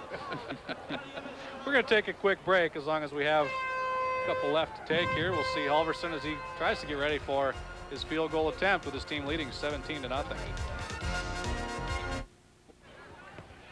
Well, we think Brian Halverson's going to attempt a field goal here. The Dragons out of timeouts and lining up for what looks like about a 32-yard field goal. Halverson's kick is up. It's got the distance, and it's good. So Concordia now with a 20-0 lead. 6 seconds to go. So the Dragons will get one more attempt, but likely just on the kickoff return. But that lead extended by 3 more points. We'll see what the decision is. Most coaches in this case will squib kick it instead of kicking the ball way downfield to the return guys and giving them a chance. You know, like we've seen, the Dragons have had some decent returns today. I would expect Coach Horan to tell his kicker to kick it on the ground, let it bounce around a little bit. Maybe one of the linemen will touch it, get the clock rolling, and that'll be the last play of the half. What a half it's been for those guys right there at Concordia. I don't think too many people really expected this, a 20-0 lead for the Cobbers. We talked about it already. The Dragons already had a game under their belt. Notice the kicker, Halverson just threw, actually that's not Halverson. Luke Draxton. Draxton just threw both tees away. It's not going to use a tee here. Just going to set it on the ground, and he is going to squib it. I don't think he's going for distance here when he puts it down on the ground like that. So never really seen a kicker lay the ball flat on the ground like that. No, it was a smart move by him asking the official if he needed to have a tee. He did that right off the bat before anything. So. Well, and that was the plan. One of the up men there gets the recovery. Cortez Evans for the Dragons, and he catches it on a knee, so the ball is immediately down and no time goes off the clock. So the Dragons have 6 seconds, one play to try to make something happen here to get something positive going into the half. Probably see Concordia send some pressure with its up front guys, but its defensive backs probably will be on the other half of the field. Let them catch it, whatever, but do not let anything behind you. As you say that, the D-backs. Looks like here they're just going to kneel it. And that's what will happen. Sean Belmont takes a knee. The Dragons head into the locker room down 20-0. Good half for the Cobbers. We'll be back with more after this.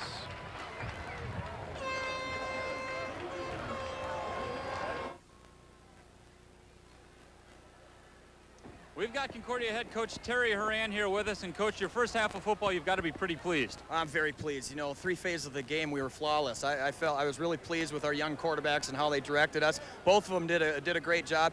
But our defense really, that nice stand they had down on the 20 was really nice. That certainly helped us out. But we feel very good. And you've been talking to us all week about your 2 quarterback system, but the offense moved the ball much better with Schumacher. Are we going to see more of him in the second half, you think? Well, Schumacher will go, and then we'll see how the flow of the game's going. And if we need to get to Oderman, we will. But we like what we're doing right now. We're mixing the run and the pass up, and we got an experienced offensive line.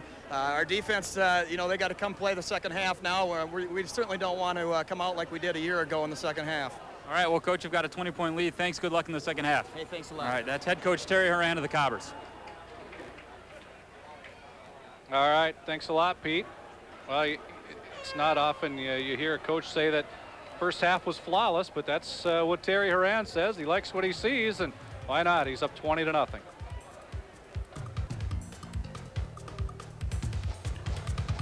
Okay. Welcome back. We're at halftime here of the Power Bowl. Concordia enjoying a 20-0 lead right now over the host Dragons. Let's go down to field level right now, and Pete has a couple of special guests. Go ahead, Pete. That's right, guys. A couple of very special guests. The athletic directors of both MSU Moorhead and Concordia standing by with me. And we're going to start with the home team and Dr. Alfonso Scandred of Minnesota State Moorhead. You were hired in the spring. You came in from out of town from North Carolina. What's been your biggest challenge so far here at the athletic department? Well, biggest challenge is trying to find out where the bathrooms are. You know, basically trying to get to know people and try to learn the system and get to know people. And how would you say that your first fall is going so far? It's going very well. I got a great staff. The people have been very wonderful. It's been good getting to know people in the FM community, so it's going great. I know the day they hired you, you made a big push about generating more money and more resources for your program. Are you having success in that so far? Yes, we are. As evident today, we have a lot of the alumni back today, and we've talked to a lot of the people in the local community about raising money for Dragon Athletics, and we're looking forward to doing that. And lastly, how's the community treating you so far? Great. Excellent. Can't get any better. Excellent. Now, I know you have some other commitments hosting the game today, so we'll let you get off with that. But Dr. Scandit, we thank you for your time. Thank you. It's good to have you guys as well. Good luck in the second half. Thank you. And now we're going to turn our attention to Dr. Larry Pappenfuss, the athletic director of Concordia. You're not from out of town. You've been here a while, but you are in a new position. Again, tell us how the transition's going. Been here a while, so the real benefit is having established some relationships, particularly on our campus. But for me, things are going very well, as just as Alfonso said too. The big change for me is getting to know the athletic side a little bit better. I've been introduced to some of the limited fundraising that we do at our institution and our community partners. And, what a great event this is for the community of Moorhead.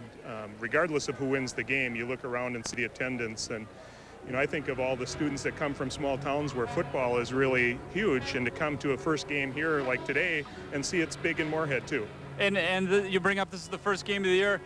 I know you don't have a whole lot of hands-on experience with the football team, but you have to be very pleased with what Coach Horan is putting out there on the field. You know, of course, that our question was at quarterback and what was going to happen there. And anytime that you're starting new quarterbacks, you wonder how they're going to respond in game situations. And so, yeah, we're definitely pleased, and we feel good to be ahead at this point in the game. And I was just at the Powerball luncheon, though, and heard Ross and Jim Christopherson talk about a couple games where the one team was ahead by a lopsided score and came back to either tie or win. So we're not celebrating yet. So I take it you're not going to make any predictions then? I won't make any predictions, although we're very happy with how we've started. Yeah. And you should be. The Cobbers have a 20-point lead at halftime. Dr. Pappenfuss, we thank you for your time. Good luck to you and your team in the second half.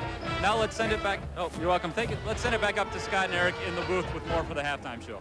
All right, thanks a lot, Pete. One thing we heard from Terry Horan was that he wanted to make sure he didn't have a repeat of the second half from last year. We remember the Cobbers came out with a pretty big lead, and the Dragons actually made it that game last year. Yeah, last year it was almost identical to this first half. It was. I'd have to say that I felt like last year the exact same thing happened. Second half came out, whether it was a pretty intense chewing going on in the locker room by Coach Michelli or what, but it worked, and they came out fired up, and they took it to Concordia that third quarter. And it took Concordia an entire quarter to figure out what was going on and get their feet back under them and actually get the composure, which they ended up finally doing and winning the game.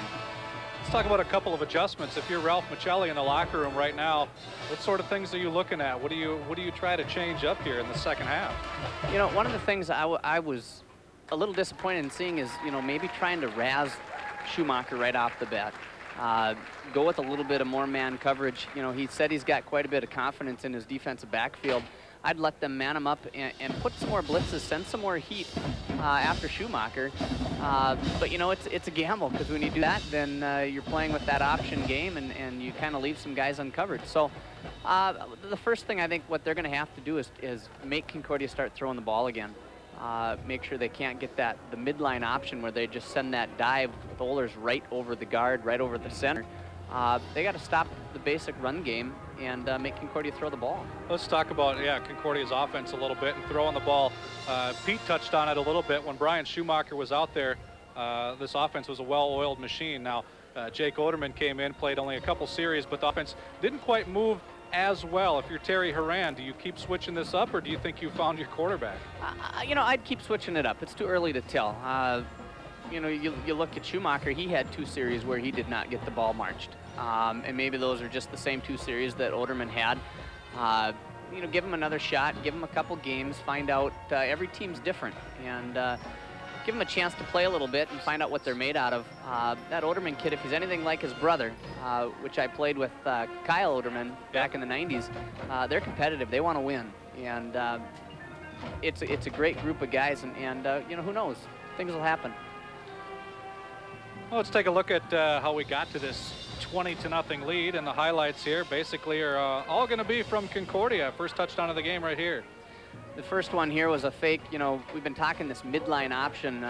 It's just a different variation of an option game. You may have heard of triple option and dive option, but they're just faking a dive right over the middle and run an option to the outside. And after they do that, they start throwing it deep, start sending the receivers deep. And this is a great play by Passanante there, getting behind his guy for the touchdown.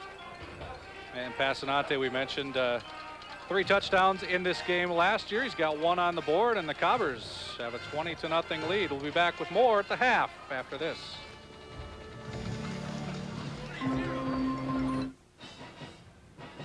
Welcome back to Nemzek Field. The MSU Moorhead Marching Band is playing as we speak. Oh, Coon Rapids High, excuse me. Special guest here at halftime. Anyway, let's take a look at our halftime stats. Of course, the biggest stat on the scoreboard is 20-0, but the individual stats and the team stats, Eric, kind of show us why it's a 20-point game. You know, you can look up and down through this entire stat sheet, and some of the things they don't show on the screen, you know, they do show possession time within a minute. Third down conversions, they've both converted 4 of 7 and 4 of 9. Penalties, there's only been 1 penalty in the game. There's not a lot of things that you can say one team is doing better than the other. But the big one is take a look at the rushing yards. They've each rushed, Concordia's rushed 25 times for 113, Moorhead State 22 times for 55. So they've both rushed about the same amount, but it's been double the yards for Concordia College, and that just goes right into their total yards. Concordia's just owned the field, and Concordia's offensive line is just obviously handling the defensive front of the Dragons. Well, take another quick break right now. Those are the halftime stats. And again, the biggest one on the board in Power Bowl number 6 is a 20-0 Concordia lead.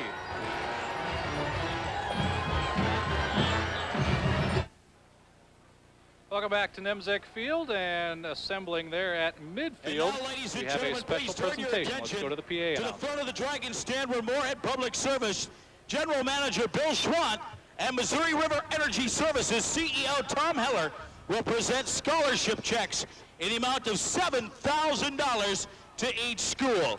Accepting the scholarship on behalf of Minnesota State University Moorhead is President Roland Barden, and on behalf of Concordia College is President Pamela Joliker. Ready?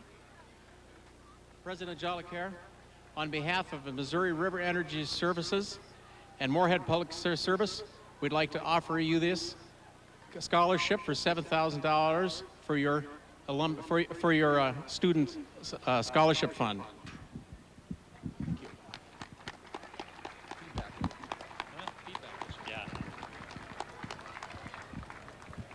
And President Barden, on behalf of Moorhead Public Service and Missouri River Energy Services, we'd like to offer you this check of $7,000 for your scholarships.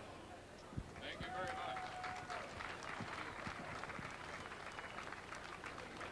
much.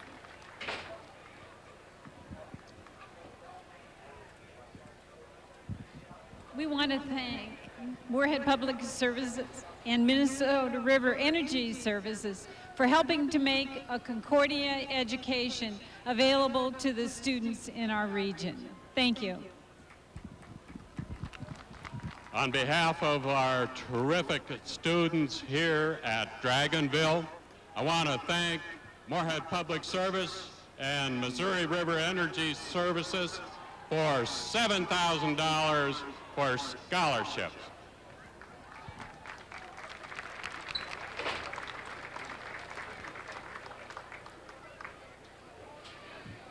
We'll take another quick break. We're getting ready for the second half of the Power Bowl. That's coming up next. Once again, ladies and gentlemen, a round of applause. Welcome back to the Power Bowl. We are joined now by our sponsors, Tom Heller of the Missouri River Energy Services and Bill Schwant of Moorhead Public Services. And first, just talk to us why you choose to sponsor this great event. Well, this is such a great rivalry. We're just proud to be a sponsor for the 6th year again on the Power Bowl. It's just a great rivalry. And Bill, you guys donated scholarships of $7,000 to both universities. Very generous gift. Oh yeah, thank you. But like Tom mentioned, it's a wonderful community event, and we're part of the community, and we're just proud to do it. Well, on behalf of KVOI, we'd like to thank you both for your sponsorship of the Power Bowl, which so far has been all Cobbers. So we're going to throw it upstairs to Scott and Eric. All right, thank you very much, Pete. And like you said, it has been all Cobbers. We'll try to check in and get the Dragons' perspective of that first half and find out some of the things that they talked about, what they hope to turn around here come second half. Like we mentioned, they were able to rebound last year from a similar situation, and see if they can do that again this season. Pete, Scott, Ralph Michelli. Go ahead, Pete. All right, thanks, Scott. Ralph, I know the half didn't go the way you wanted. What do you tell your guys in there at the break? Well, we got to stop beating ourselves, and we got to be more sound than football and not make mistakes and give up big plays. We had opportunities during the second quarter, and our defense played much better.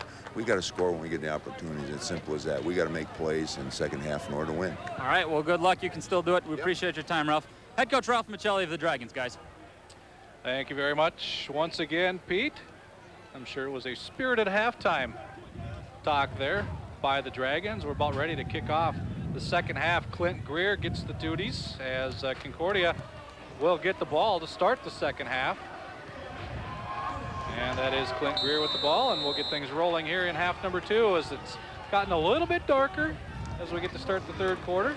Perhaps a little bit cooler, and I know there were showers, perhaps thunderstorms forecast for today. Hopefully they will hold off long enough for us to get this second half in. First kickoff, we've had a chance to see some Greer today.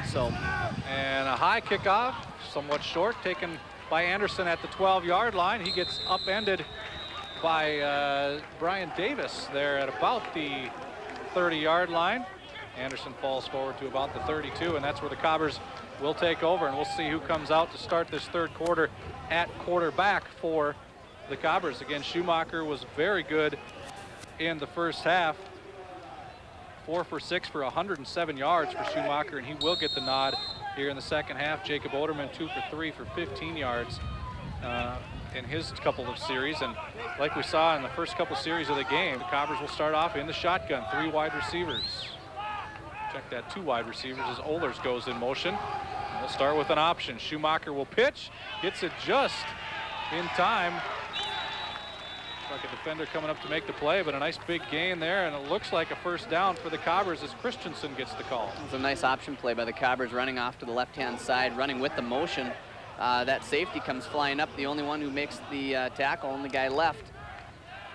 Without that safety coming up, making a fill, running the alley, that's a touchdown. Good block there on Matt Wandersee, who had position but got taken out of the play, and that resulted in a couple extra yards and a first down for the Cobbers on their first play of the second half. And that handoff up the middle. Ohlers gets the call, and he is stopped for a very short gain.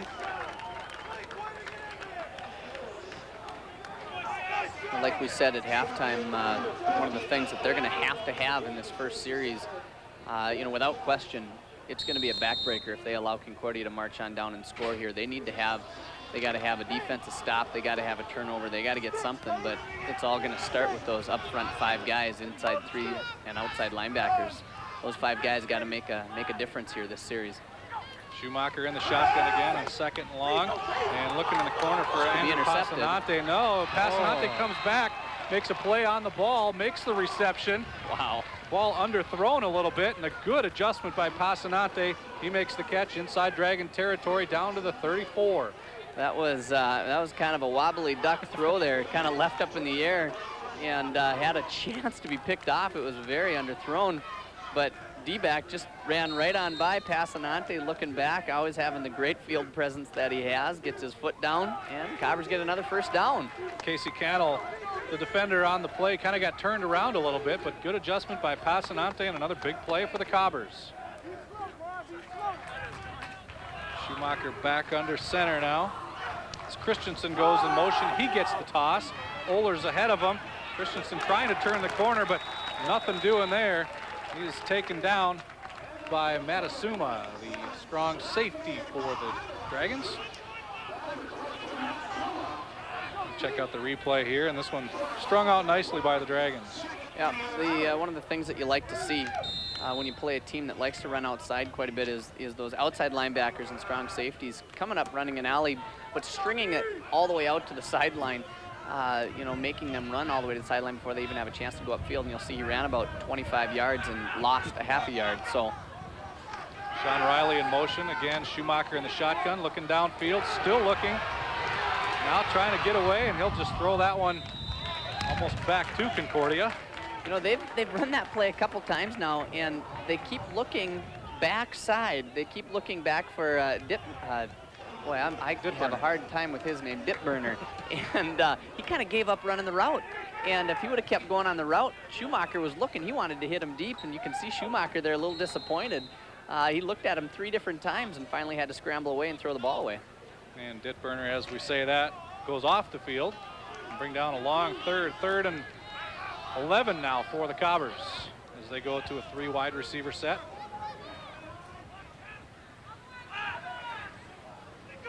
Anderson in motion, and he gets the call, and he's got a lot of room. Tyler Anderson, rather, he's going to score a touchdown. There was a great block. You're going to have to give the touchdown credit to Sean Riley there, number 80. He ran his defensive back all the way down to the 10, almost down to the 5-yard line, and then held him for about 10 seconds, you know, blocking him, and allowed the running back to go all the way down the sideline and kept him there just to trot into the end zone. Good play call there by the Cobbers. Had a lot of room there, the front 4 for the Dragons, getting a lot of pass rush, and once they went by, Anderson got the carry, took off for a long touchdown, a 35-yard score, and all of a sudden, first drive of the game, the Cobbers tack on 6 more, and Halverson will try to make it 7 with the extra point. That's classic Concordia 3rd and long play. Screen or a draw. And Halverson's kick is good. Concordia opening their lead. It's now 27-0.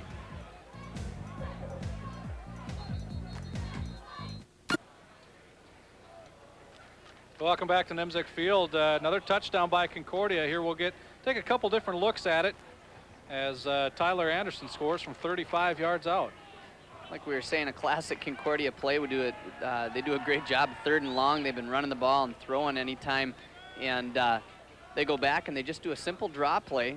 Go back, make it look like a pass, hand it off, and here you'll get a great chance on the top left-hand side of your screen to see number 80, Sean Riley, how far back he drives his defensive back coming into the screen right here, and this is the guy you got to give the credit to. An outstanding block allows him just to trot right on in for the touchdown. I mean, that's 30 yards downfield. That's what you love to see by your receivers. That is one of the most important things that you can teach to a receiver, is that he is 85% run block, and the last 15%, quick math, last 15% they're passing, receiving, catching kind of guy. So. Wow, when your head coach is a former receiver. Maybe it goes to 65 down. Well, Luke Draxton set to kick off again for the Cobbers. And a wobbly kick that will go out of bounds. And in comes the flag. It's not exactly what Draxton wanted to do.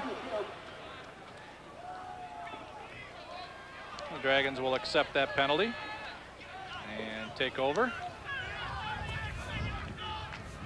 I believe they get it on the 35-yard line here. Illegal procedure. Kickoff out of bounds. Moorhead State will take it on the 35-yard line. See, even the officials are saying Moorhead State. Did they say Moorhead State? Oh, yeah. Oh, yeah. So the Dragons take over at their own 35, and needless to say, they need to get something going here and soon. Sean Belmont back in at quarterback for the Dragons. And Larson gets the handoff. He'll get about a yard and a half, but not much.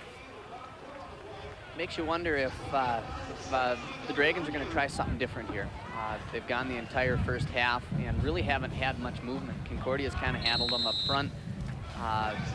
You know, you wonder how much of their offense they've got in, only being the 2nd game of the year, but they got to start maybe some screens, some traps. They got to start trying to do something with that up front 4 of Concordia. They just haven't been getting any yards. Got a long 1 on that play. 2nd down now at 9, and Belmont's going to get taken down from behind. Another big loss and a sack right there for Adam Campbell. Big defensive end out of Wilmer. Yeah, he had 4.5 of those last year. Take another look at it. It's nice to see a big guy like that chase down a quarterback and be able to take him down.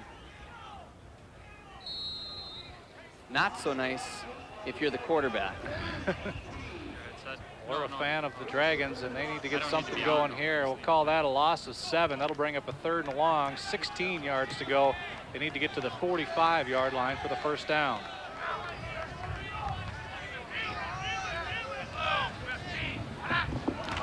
Belmont again back to pass. Here comes the pass rush. That ball tipped at the line, and that'll fall incomplete. Pete Byrne, what do you have? Thanks, guys. Frustration on the Moorhead side of the field right now, but nothing but smiles on the other end for the Cobbers. Terry Horan talked about the necessity of his team coming out sharp to start the 3rd quarter, and the offensive line is really happy over there. They gave Schumacher all sorts of times to throw the ball, then opened up the big hole on that touchdown run. This game is in danger of getting out of hand. You'll see some of the, Dragon offensive players on that last play get a little frustrated, and also some of the fans thinking that there should have been pass interference, but college rule states that as soon as the ball is tipped, you can tackle, you can knock down, you can do whatever you need to go after that ball.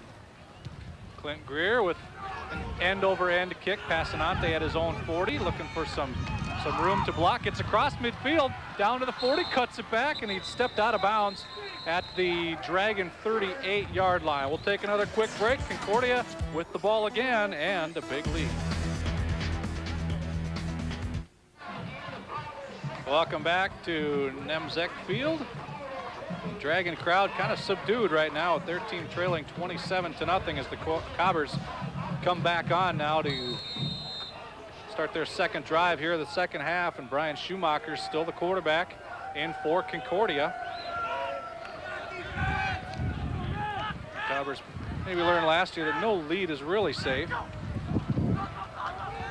Schumacher with a fake handoff, looking downfield again, and he is going to go down. Satter with the tackle, and a big loss right there. A sack for Jason Satter. Nice pressure by the up front 3 defensive linemen for the Dragons. Putting a little heat on him. Looks like he was getting pretty comfortable back in the pocket, just kind of sitting around, kind of shook the first guy off and didn't realize that they had another one coming in here pretty quick to make the tackle. It's a great job. Satter with the tackle, a big loss. We'll call it 10 yards. Second down and 20 now for the Cobbers. The wind picking up quite a bit now in favor of the direction the Cobbers are going. Wind blowing out of the north, heading straight south. And Schumacher looking to pass again in the shotgun. Got wide going open. Deep. That's Passanante again. Cannell there on the defense, but he can't come up with it. And Passanante, another big gain. Cannell looks hurt. Passanante landed on his knee. Not something you like to see at this point. And Passanante again. He's probably got about 4 inches on Casey Cannell as we check out the instant replay, and Schumacher was looking for him. There you see at the bottom of your screen, Passanante getting that separation. You know, these guys, this is, that's where the landed on the knee. That does not look good. For how scary this is right now the timing between Schumacher and Passanante, it's only going to get better. Yep. This is their first game where they're throwing back and forth.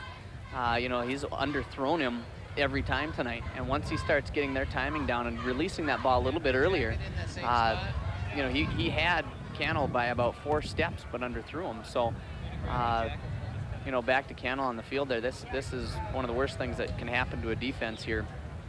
Getting a leader on your field like this get hurt. Cannell missed 5 games with an elbow injury last year, his 3rd year as a starter, and you hope that it's just a little tweak of the knee. We'll take another break. Concordia with a 27-0 lead.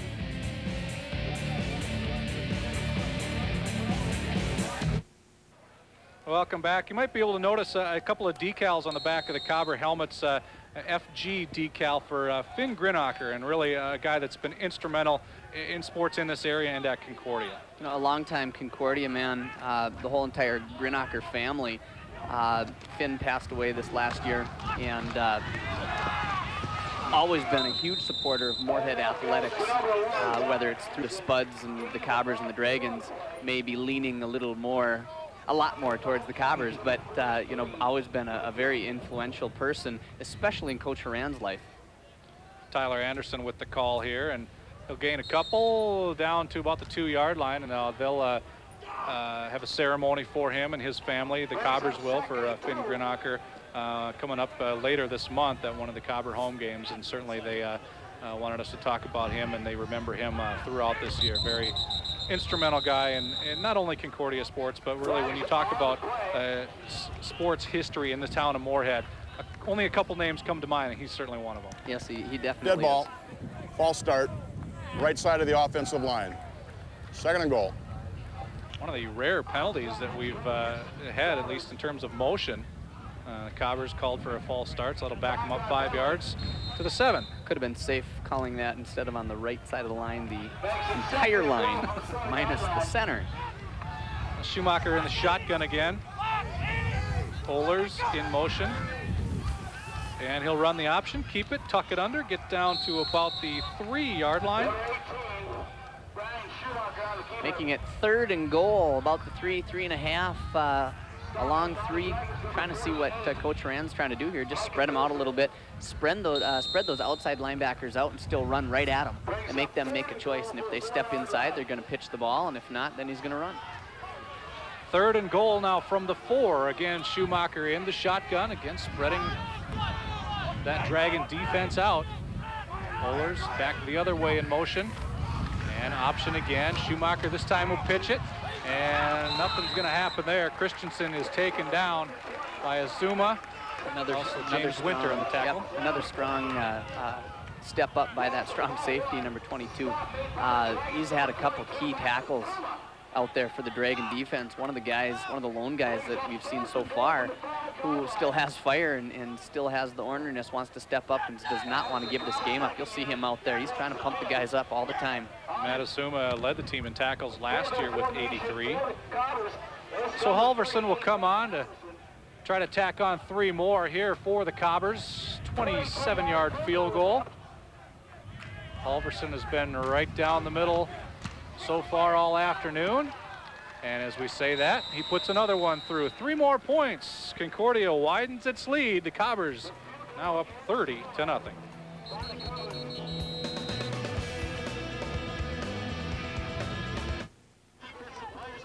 All right, welcome back. More bad news for the Dragons. Defensive cornerback Casey Cannell not coming back in the game. The doctors were checking his knee just a moment ago.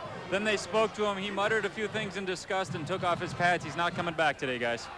All right, thanks, Pete. Another tough loss for the Dragons. Again, riddled with injuries last year. Now 2 knee injuries already in this game. One to Tim Coleman, their starting outside linebacker, and one to Casey Cannell, their starting cornerback. So defense getting beat up a little bit in this game, and you hope they're not major injuries. Hopefully they can come back in a week or 2 and not be done for the season. But whenever you talk about the knee, it's always kind of a touchy subject. Yeah, it's always scary. Not sure if it's cartilage or if it's a ligament. Something could be a week or 2, could also be the end of a season. Daniels with the return here on the Luke Draxton kick. And he is taken down. Chris Claybo out of Brainerd, number 10, makes the tackle. So the Dragons will take over at their own 32-yard line. Talk about the Dragons' psyche a little bit, will you? I mean, we talk about a 77-12 loss last week. Now they're down 30-0. And let's face it, this is the Dragon team that should, and they think should, be able to beat this Concordia team. You're talking Division II, Division III scholarship, no scholarship, and now they're down 30-0 already. There's a lot of things that play into it, and we can talk about the scholarships later and the backing that, it's nice with this new athletic director coming in, fired up and is a go-getter to go get some money. He just needs to get on board with the president and needs to get some backing. And I mean, right now, I believe they only have 7 scholarships that they can give out, and that's not a lot of money when you're talking 100 people on a team and you've got 7 scholarships to try to divvy up the money to give out. It ends up being $100 here and $100 there, and it's not too enticing to a lot of players. I think it put them in, they're not even in the top half of the schools around the area, whatever, in scholarship money.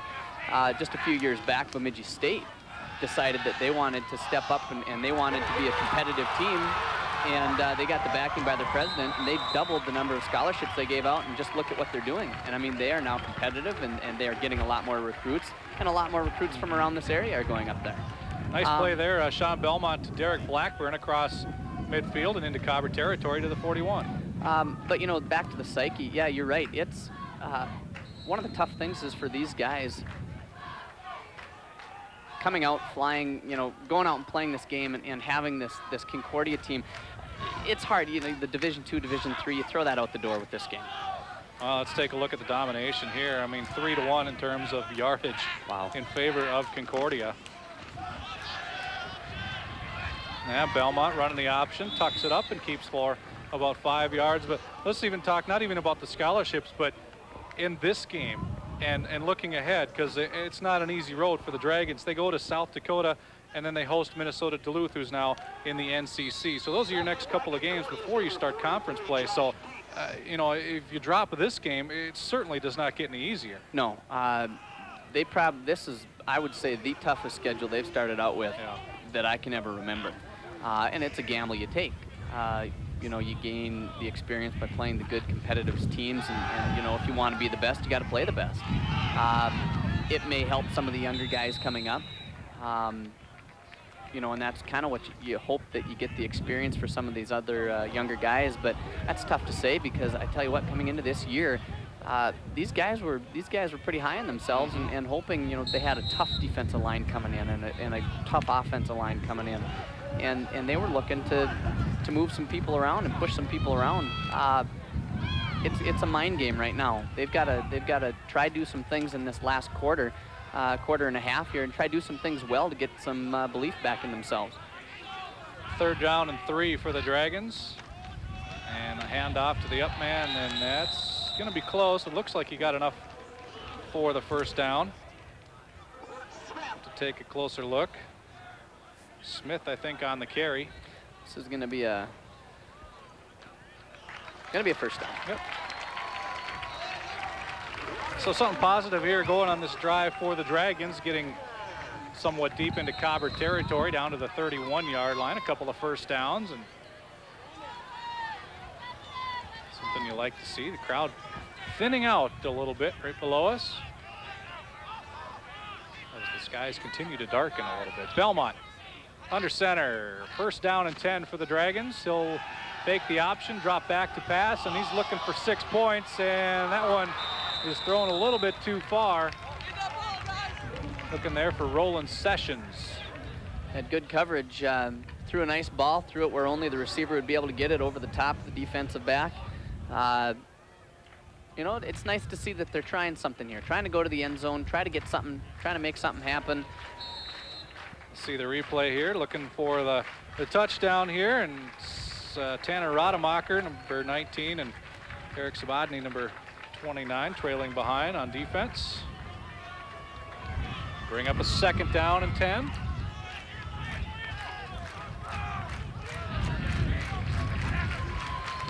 This time Belmont will hand off to Larson, and Larson with gets nothing. Cut down. Matt Kleber stepping up, making a great read there for a tackle for another loss. It's a couple nice plays that weak side linebacker Kleber has stepped in. That'll back him up about 3 yards. So now, all of a sudden, after a couple nice 1st downs, Dragons looking at a 3rd, we'll call it about 12, a long 12. Need to get to the 21-yard line for a 1st down. 2 wide receivers split to the near side for the Dragons. And that's where Belmont is looking as he rolls left, and now he'll tuck it under and keep it. And he gets dragged down just inside the 30-yard line. Josh Dietz on the tackle for Concordia. It's going to end up being 4th and 9, and I can't imagine they'd try to kick here. This is something where you got to go for it. Check out the replay. You see 43 Dietz there just to the left of your screen, and he'll come back in as Belmont decides to keep it. Nothing open downfield. And there's Dietz to make the tackle and make this still a long 4th down try, about 7 yards officially. But if you're the Dragons, you got to go for it. Trailing 30-0 in this game. And Belmont faking the option. Almost gets brought down, but now he's got a blocker in front. Does he get enough? I think he does. It depends on the spot. If they go with this side judge, he's got it. They'll give him a 1st down on that. It's kind of interesting. I have not seen Concordia blitz in this entire second half, and they're just playing. They're just letting the guys play around a little bit, get their reads. You know, the defensive philosophy. You don't blitz a veer. You don't blitz an option team. It takes you out of position, and they're just kind of doing it. They're just letting their guys run around and play and make some plays here. But at this point, the Dragons, they've been marching. They've got a good thing going. And they have a first down at the 20-yard line, 1st and 10. And the handoff to Zupke, the first guy through. It's Tim Zupke, and I think this is probably as deep as the Dragons have been today. I believe so. It was a nice inside trap. They're just kind of counter blocking, just trapping the inside guards, inside tackles, sorry, of Concordia. And they got 3-4 yards on that first play. And a couple of raindrops coming down right now. The fans in front of us starting to scatter a little bit. Gonna have to get the lights on. Yeah, I'm frankly surprised that we don't have them on yet. It's pretty dark out there on the field. The second down play, Belmont again looking over to the end zone. Short of the end zone, Roland Sessions with the catch down to the 3-yard line. Got a first down now. We finally have a little bit of life. The crowd's a little excited. The sideline for the Dragons are pumped up. And this is what they need. They need to march down, do some good things, get some positive stuff out of this drive, learn what they can do, and leave that fourth quarter. You know, it's tough to say they're going to come back being with only a quarter left, but hey, college football, I've seen crazier things. Well, it's first down and goal to go now from the 3-yard line. Dragons in the eye. One receiver out to the right. Belmont will keep it on the option, and he ends up going backwards about 1.5 yards. Tried a little quarterback follow, fake the dive, and follow the running back up the hole. Just needed to take a little bit longer on that step as he follows. He just about beat the running back through the hole, allowing the defensive linebacker step in, make a play. Yeah, some people going for cover here as a light rain has started to fall.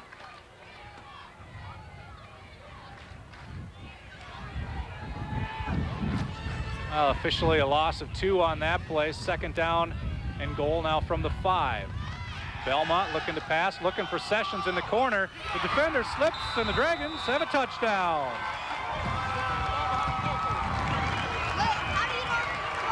Eric Sabodny slipped and fell, and that left Sessions wide open for the catch, and the Dragons are on the board.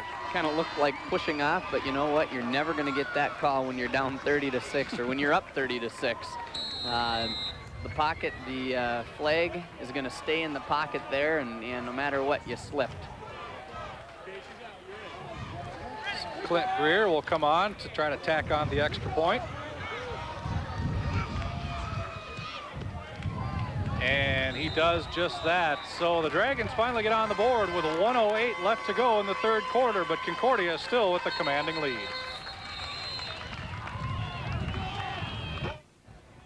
Let's take another look at the Dragons' first score of the day. Sean Belmont to Roland Sessions, 5-yard touchdown. It's a nice route, stepping outside and just going up for the ball, doing everything that you ask a wide receiver to do, go up, catch it at its highest point. Defensive back fell down, can't have that as a defender. Results, a touchdown. Again, Sessions stands 6'3", too, so he had about 3 inches on Eric Savadny. But the Dragons are on the board with a 1:08 to go in the third quarter. Clint Greer kicking off for the Dragons, and he kicks away deep. And the return coming back up the middle and only getting about to the 24-yard line. It's Chad Rogers, number 82, on the return for the Cobbers. Interesting to see who comes out at quarterback. Whether he sticks with Schumacher or gives Oderman a call or decides to go with the third. Oderman coming back out. Well, I'll let you play coach a little bit. Do you have one starting quarterback now if you're Terry Horan? No. Give him one more game to rotate a little bit. Well, you know, maybe by the end of this game you'll see. We've got the fourth quarter left to give Oderman some chances to run the offense and see what happens. And now the rain's starting to come down a little bit heavier. you may see Oderman might throw a nice ball to Passanante. Maybe those two have the touch between each other. I'm not sure. I'd say it's too early yet. How tough is it for a quarterback like Oderman to come in when he really hasn't gotten into much of a rhythm? You know, he's only played a couple series in this game, and now when you're leading 30-7, you know, how much are you going to throw and get that timing down? Yeah, it's a little depressing because you know coach isn't going to try to light up the scoreboard, and you know he's going to keep running the ball, and all you can do is do your best with the plays that are called and hope you don't throw it behind your running back on an option. There you go. Travis Christensen wisely jumps on that ball. The pitch behind him from Oderman, so the Cobbers will back up a few yards. Some diehard fans remaining.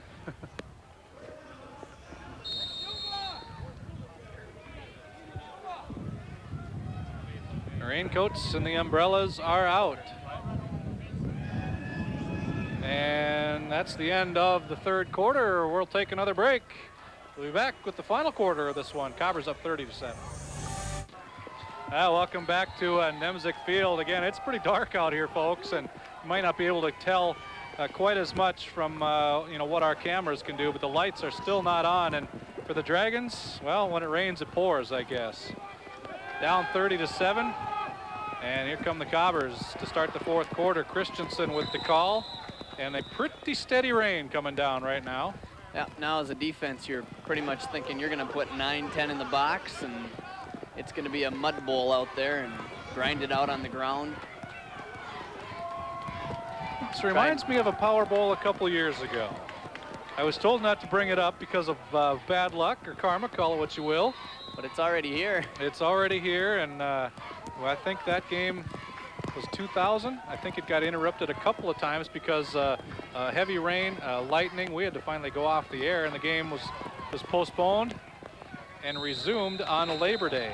You know, I like to believe that the guys you work with really like you, but when I saw you on the sidelines standing in a puddle of water holding a pole, I began to wonder. Yeah, you and me both. Got to take a quick break. We'll be back with more from Nemzik Field after this.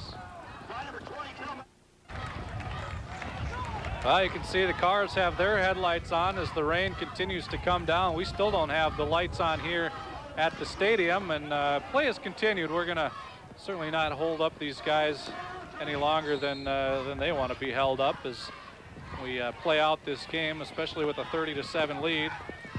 Dragons just came out with a nice pass over to the far sideline, a completion for a first down. Now they're coming back on the ground. They got some running room. And that's Smith, Bert Smith with the carry. Gets it across the 35 into Cobber territory down to the 33. So a nice gain for Bert Smith, the freshman out of Superior, Wisconsin. I can't even see the field. It's so dark out there. This just baffles me. I cannot believe they have not turned the lights on. The most light we have is coming from the scoreboard. Reflecting off of the track.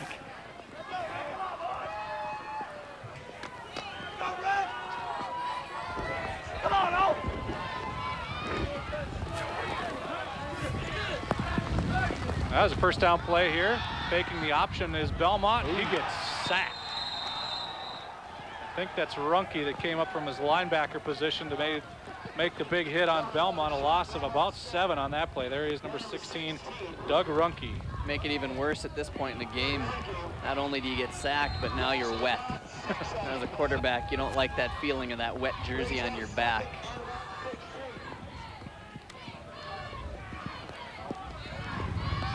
Let's bring up a long second down now, 2nd and 17 for the Dragons. Sean Belmont wondering what's the play. And they're going to have to call a timeout. So there's some communication problems between Belmont and his coaches. We'll take a break as well and be back after this. And we're just back to live action, 2nd down and 17 for the Dragons. And the handoff to Smith, trying to juke his way around, but again, nothing doing. He's met at the line of scrimmage there by a couple of Cobbers. John Oderman, the brother of the quarterback, made a nice play, number 91, from the defensive line spot, grabbing him around the ankle, allowing the rest of the linebackers to come in and make a tackle. Now 3rd and long, and I'm guessing the passing game becomes that much tougher now in these kind of conditions. Well, there's two ways of looking at it. The offense always knows where they're going, and as long as you got a dry ball, the benefit is always to the offense on a rainy day. They know the route, they know which way they're going. The defense has to take a couple extra steps back because they can't plant and turn as quickly as they'd like to on dry turf. And sometimes when you see this, you see a lot of different teams will start throwing the quick outs. And there was a pass completion right there to Derek Blackburn. About 9 yards on the completion, but it's still going to bring up a 4th down rather, and 8. And obviously the Dragons need to go for it. That's what they will do. Yeah, you'll see a lot of those defensive guys kind of walking on soft feet out there just because they don't know. Oh. Adam Campbell came in and blew up that play. Number 99 for Concordia, the senior out of Wilmer. We talked about him a few times. He came in and disrupted that play, so the Cobbers now will take over in their own territory with just under 12 minutes to go in this ball game, and the rain continues to come down, and the lights continue to stay off. And it looks like Pete Byrne has found a little bit of shelter up in the stands. Pete? Yeah, very little. The fair weather fans are gone, but the foul weather fans are still here, and it shouldn't surprise us that they're Cobber fans. Let me get your names real quick. Steve Halverson. Kay Halverson. Joy Gillishammer. All right, and obviously you're Cobber fans because you're sticking around. You want to see every play here, don't you? We do. We're here to see number 38 kick the football for Concordia. Brian. Is that your son? Yeah. Well, he's kicking the ball pretty well so far. I suppose he doesn't like weather like this. We don't know. We don't know. This isn't the best. Well, you guys have to be having a fun time regardless of the weather, huh? Yeah, the score is going our direction. All right, so far so good, guys. All right. Looks like we just had some lightning overhead. Yeah, and maybe I shouldn't have brought up that. You gave the jinx. I did. I did. So, if we have lightning close by, just to our viewers at home, we will likely have to go off the air for the safety of our crew in the truck. We have basically a 40-foot steel mast that's sticking up in the air to get this reception to you. So we'll kind of wait and see how it goes here. But the rain's still coming down. The sky actually lightening up a little bit. Maybe the thickest of the storm There's a picture is passing of our over. possible lightning rod that we have sticking up. You say that with confidence, knowing you're not in that box. But we're all connected by wires somehow. There's a fumble on the play, but Schumacher's able to pick it up and basically just kind of fall on it. That surprised me that he's going in shotgun. With a rain like this, that's one thing that I really don't know if I agree with. Just giving that extra chance for a fumble like you just kind of saw right there. How surprising is it that Schumacher's in the game? Maybe that's telling us something. Maybe Coach Horan is giving him the nod and saying, all right, you're going to be our man from here on out. Let's let you finish the game. Okay, gentlemen, we are going to have to go off the air, ladies and gentlemen. We do have some threatening weather around, so if skies conditions clear up, we will certainly come back on the air. But right now, we'll take you to your regularly scheduled program, which is NASCAR. Again, it's 30-7, the Cobbers with the lead.